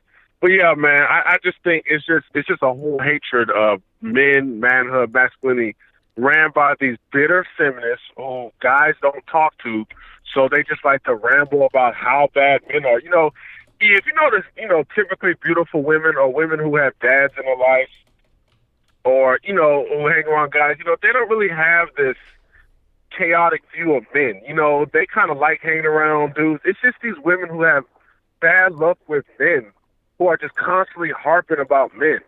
And for some reason, they got the microphone to just talk all their crap. And it's these ugly feminists that no one is talking to. Like, no one is hollering at them. I think they're straight up lying when they're saying their approach. I seriously doubt that. But the other thing I want to just talk about is, it's all this LGBT thing. And what's interesting with the LGBT community is they're like, why do you guys care who we sleep with? We don't care who you sleep with. And typically, no one really cares. Yeah. But the LGBT community make us care because they keep putting this in our faces. That's right. You know what I'm saying? I believe that last Marvel movie with Thanos or whatever, I forget, someone wrote an article, Marvel misses its chance to add another LGBT character into the movie. They are pushing this nonsense into video games, just everywhere. So they're like forcing us to care. It's like they are shaming companies who don't add at least a gay character in it so we can see a gay a scene of two men kissing or something like that. They are teaching our young kids in school about that. This is why people are talking about it. It's not like people are just mad at it, like everyone is going on with their day, but they keep putting this mess in our face to where, yes, you are forcing us to care about who you sleep with, so now we are going to have to respond because you're putting it in our face. It's like with the LGBT community, that tricks me out. It's like once they're into that whole thing, it's like, that's it. That's all they talk about. It's all about intersectionality, gender, and who you sleeping with. That's it. Nothing else matters. Even if you look at this whole political thing, Kamala Harris talking about there needs to be a third gender on some applications. But it's just these gender policies where, adding a third gender with the bathrooms, this is nonsense. This does nothing to progress the country economically. It doesn't help the country. You know what I'm saying? To me, I think it really dumbs down the country to where we fighting over nonsense like this and not worried about things what's happening, like economic policy or foreign policy or just things of that nature. And it really is the dumb down of America. But the fact that the LGBT community, they just have so much power, man. It's just like, I feel like this is in my face every day. It's something that I don't want to talk about. But every TV show, you watch on politics with that, what is that presidential candidate, Pete Buttigieg, whatever his name is, running? Yeah. And then, the thing about him, he's kissing his husband on stage. I mean, you don't even see all that kind of PDA from heterosexual people. Like, why are you doing all that? I don't want to see that. Exactly. It's this whole, look at me, I'm gay, vote for me because I'm sleeping with a man. No, I'm not going to vote for you because you're just sleeping with the man. You sleeping with the man has nothing to do with my life. You know what I'm saying? That you're not so special. That's, he's just being trotted around as the first gay man. I mean, I remember he even put out a statement, we are thinking about having a baby. I'm like, how? How are y'all going to have a baby? How? Like, why would you even say we are thinking about having a baby? Why not say we are going to go adopt some child? Because y'all ain't having no baby. You know what I'm saying? Right. It's biologically impossible. But it's just stuff like that. And he's just being, that's his only claim. It's because he's gay. So it's like, the LGBT community, I understand, like, it's not that people hate gay people. No one has a problem with gay people. But it's just this constant barrage of just forced in our faces in all facets of life. Either it's in school, TV shows, video games, and they're the shaming heterosexuals, writing these articles about cis heterosexuals as if we're just some problem. And it's creating a divide with gay people, straight people. And really, there's some gay people who just want to, be gay and do their own thing and not have people out in their lives. I believe it was like that with transgenders, because I think like 8 years ago, transgenders probably existed, but no one really cared about it. You know what I'm saying? It wasn't a big thing until they went public with it, and now they want to use the bathrooms. Now they want to call themselves women. Now you got to refer to them as them and they. It's just, now you're getting people upset with you. You know what I'm saying? Now people are starting to care. Now you are running in races and you are destroying girls. You are destroying girls in track, messing up their opportunities to get scholarships. It was terrible. You saw that where it was two so-called transgender women. They came in number 1 and number 2 in the track. But Anthony, what is crazy is that they reported in the media like 2 transgender break female record of running. However, well, duh, they're males. Duh, they are going to break records. Like they say it as if this is just some like big progression. They're going to break every single female record in every physical contact. It's just so stupid. But the thing is, to be honest with you, this is something that women are going to have to fight, though, too, because I'm going to be honest with you, man, when it comes to this whole community, they have a lot of female support, and I think that's why they are so strong. Women are going to have to speak out against that. Now, if they don't, if they want these transgenders all up in their bathrooms, jail cell sports, that's on them, because it seems like when we speak about it, we are like bigots and transphobes. You know what I'm saying? So exactly. The women are going to have to come out and start talking. Otherwise, their whole sports is going to get ruined. But that's pretty much all I want to say, bro. All right. Thank you for the call, man. Definitely appreciate you. All right, man. Take care. All right. Peace. All right. Tariq, it's a great way to almost end the show. I may take one more call here, but shout out to my man, Amazing Lucas, in the chat for the donation. I appreciate you, man. He says, did that dude said he used to think he was a turtle? Bruh. I was too. I was a turtle. I was Michelangelo from the Ninja Turtles. And I had the nunchucks. I had the mask. I had the suit, all that. But I couldn't wear that suit all the time. I couldn't wear it to my little preschool class. I had to put on regular human being clothing when I would go out in public. That's just kind of how that was. If I wanted to go to a sleepover or, a Halloween party or something like that, I could wear my turtle costume. But I couldn't just parade around like that. And I definitely couldn't wear no girls' clothing. Never wanted to, but I couldn't do it even if I wanted. Shout out to Liza Jean, who says, wonderful show. I love learning by listening with the heart emoji. Thank you for that. Definitely appreciate you. Nathan Shield says, this guy's upsetting. There's no white privilege, only class. I agree with you. Thank you for that. Shout out to James O. Garcia, who says, put hyphen in Gitmo. Shout out to James. Nathan also says, drugs are bad for you. That's why they call it dope. Brazilian American Patriotic Soldier says, all NYC VA hospitals are horrible. Well, there you go right there. And let me get, hold on. Give me 1 second here. Let me get 404, you're on the line. I'm speaker 2. Hello. Hey, it's me. How you doing? I'm okay, but look, we don't got all day, so you can't be, you know what I'm saying? I heard Amazing was in the chat, Anthony. I had to call and I had to get through, Anthony. I see. Well, you're able to get in, so what's going on? You know, your orange man was in the ATL today, Anthony. Yes, Trump was in Atlanta. Did you go see him? I sure did. Why you make me be the last person? I'm so excited. I got to see Trump today, Anthony. Did you get an autograph? Whatever, Anthony. You know I ain't gonna get no autograph from no orange man, Anthony. And I like your red MAGA hat. Okay, that's nice. I'm glad you do. You should have had the other one on, but anyway. And I heard you earlier talk about trans people committing suicide, Anthony. Yeah, it's a serious thing. Whatever, Anthony. Ain't nobody committing no suicide around me, Anthony. All right, well, that's good for you. I think there's something you coming up with, Anthony. I ain't make it up. That's real. That's real things. Look it up. Whatever, Anthony. And I hear Joe Biden, he gonna announce tomorrow you gonna watch the show, Anthony. Who? Joe Biden, he gonna announce his candidacy, Anthony.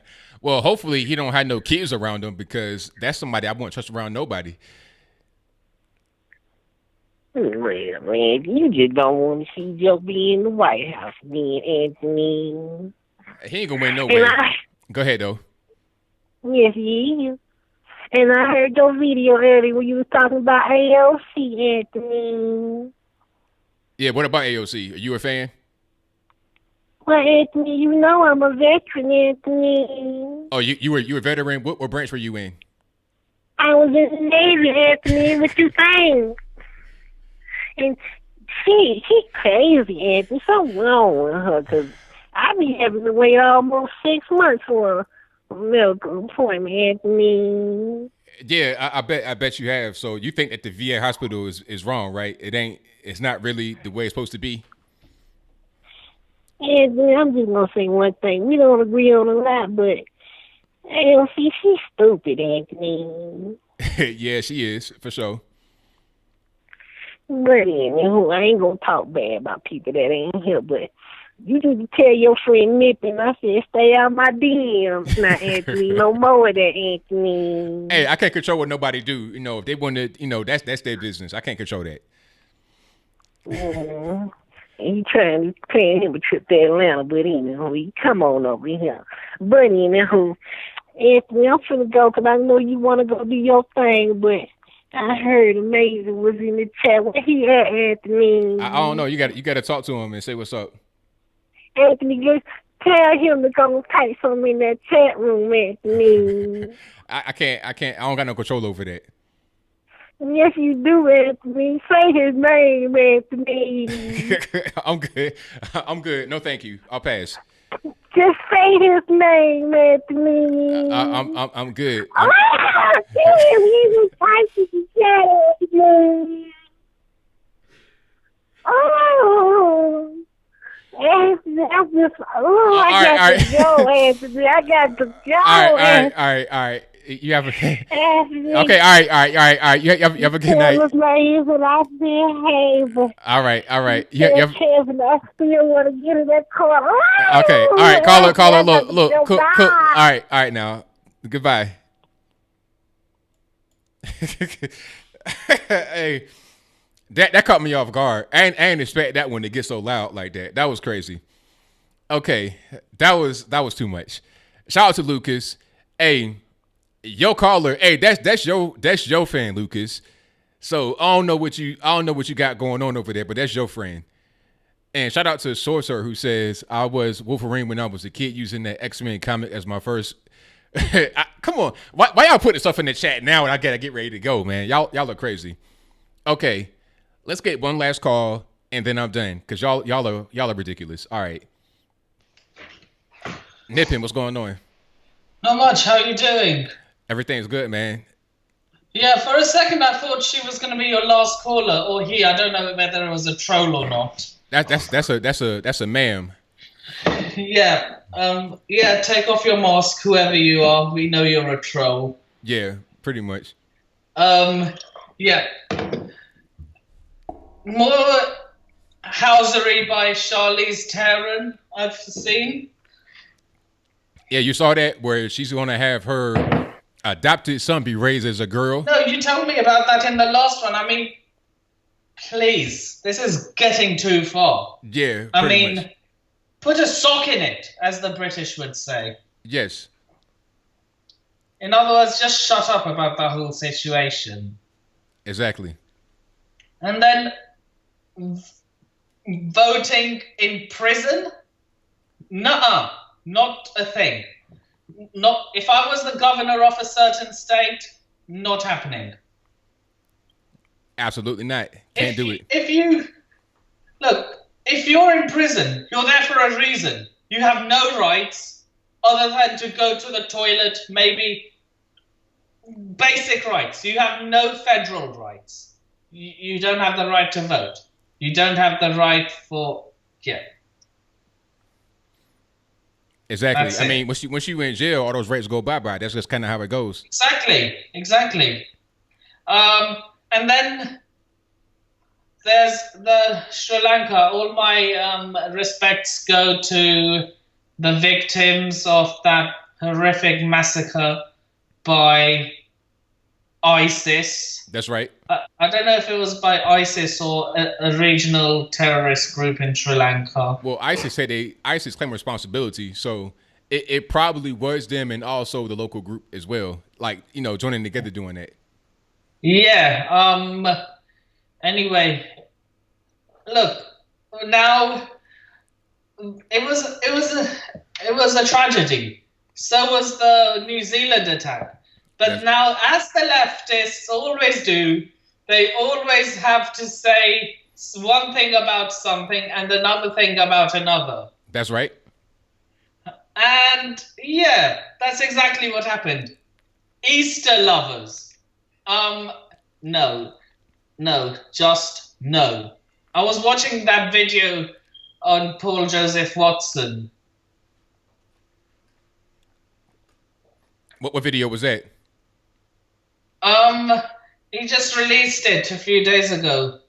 Okay. And then, Brexit.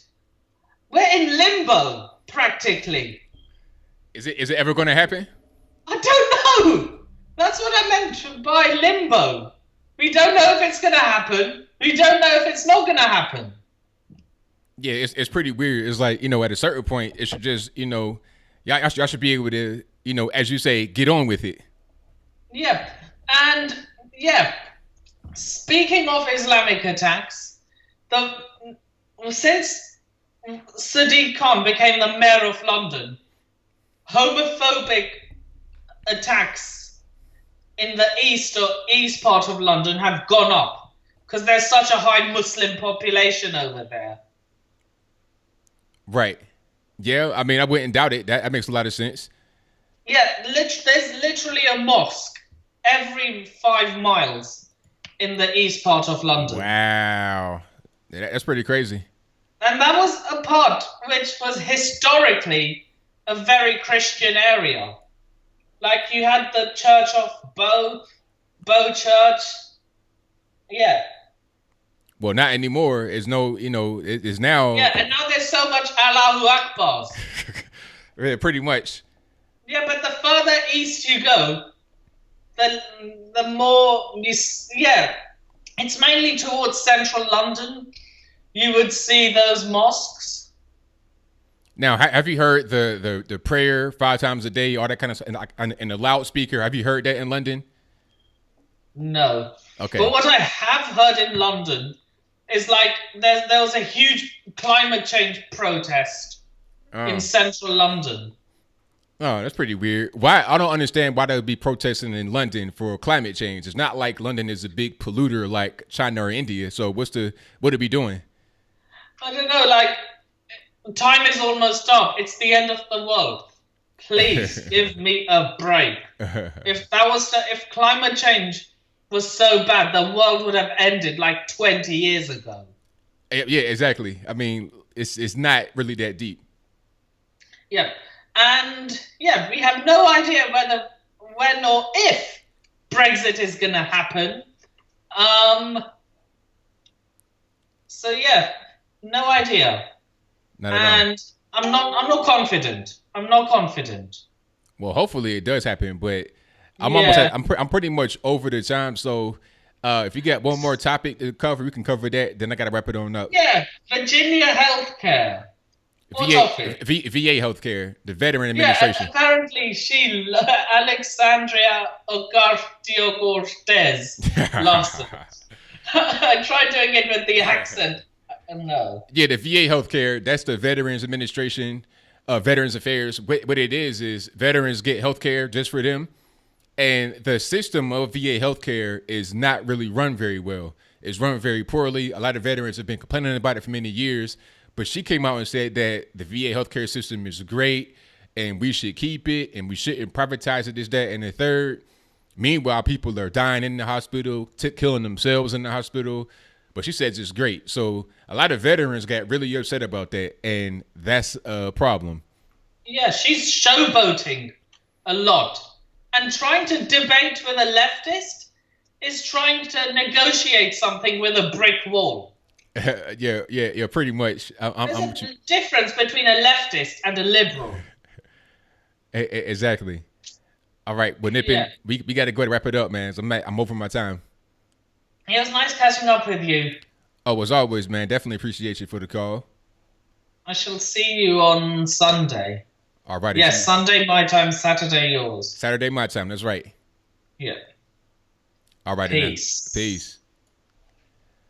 All right, that's going to be a wrap for the calls. I am done. Hopefully you guys enjoyed the show. You got entertained, you got informed, you got all that good stuff. Shout out to the super chatters right quick before I bounce. And also shout out to the moderators. You guys know who you are. I can't even see the mods from right where I'm at because this new thing with YouTube, I can't get to it right quick. But everybody knows who they are. We got Shreves, Liza Jean. Who else? T-Pain, of course. We got Dan Larkin. We got Bill from the Hills. We got Michelle A. We got everybody in the chat. So shout out to all y'all. Let me see. Super chatters, my man Lucas said, say my name, Anthony. That's from earlier to call. Hey, Nucleus, that was your fan. Keep calling in. That's a recurring troll that calls in. People thought it was you, Lucas, but we know it's not. It could be anybody. Brazilian American Patriotic Soldier says prison voting could be controlled easily. Bad idea. Very good point. What if people are getting stabbed in their cell? Or you got to vote Trump, you got to vote Hillary? How does that work? I don't know. And the guards controlling the stuff. But that's a whole different story. Shout out to Shreves who says, peace to everyone. Thoughts and prayers for those going through it. Been fun tonight. Be safe and keep your eyes wide. Mueller report says quite a bit. Yes, it does. I thank you for that donation and your very timely words. Definitely appreciate you. But that's all I got. I got to bounce. So, I got an announcement, church announcement. I will have Dr. Shiva Ayyadurai back next Saturday. Not this coming Saturday, but next Saturday, May 4th at 8 p.m. Eastern time. He's going to be back. His book will be out, and we're going to do a follow-up interview. So what I'll do is post a picture or something on my community tab on this page, also my social media, that will ask, what do you want to ask him? If you didn't get your question answered the first time, we can ask him again or for the first time this time. So he will be back next Saturday at 8 p.m. Eastern time right here on this channel. So you guys enjoyed the first one. We're going to enjoy the second one again. And that is all I got for now. So until next time, y'all be safe. I'm out. And peace.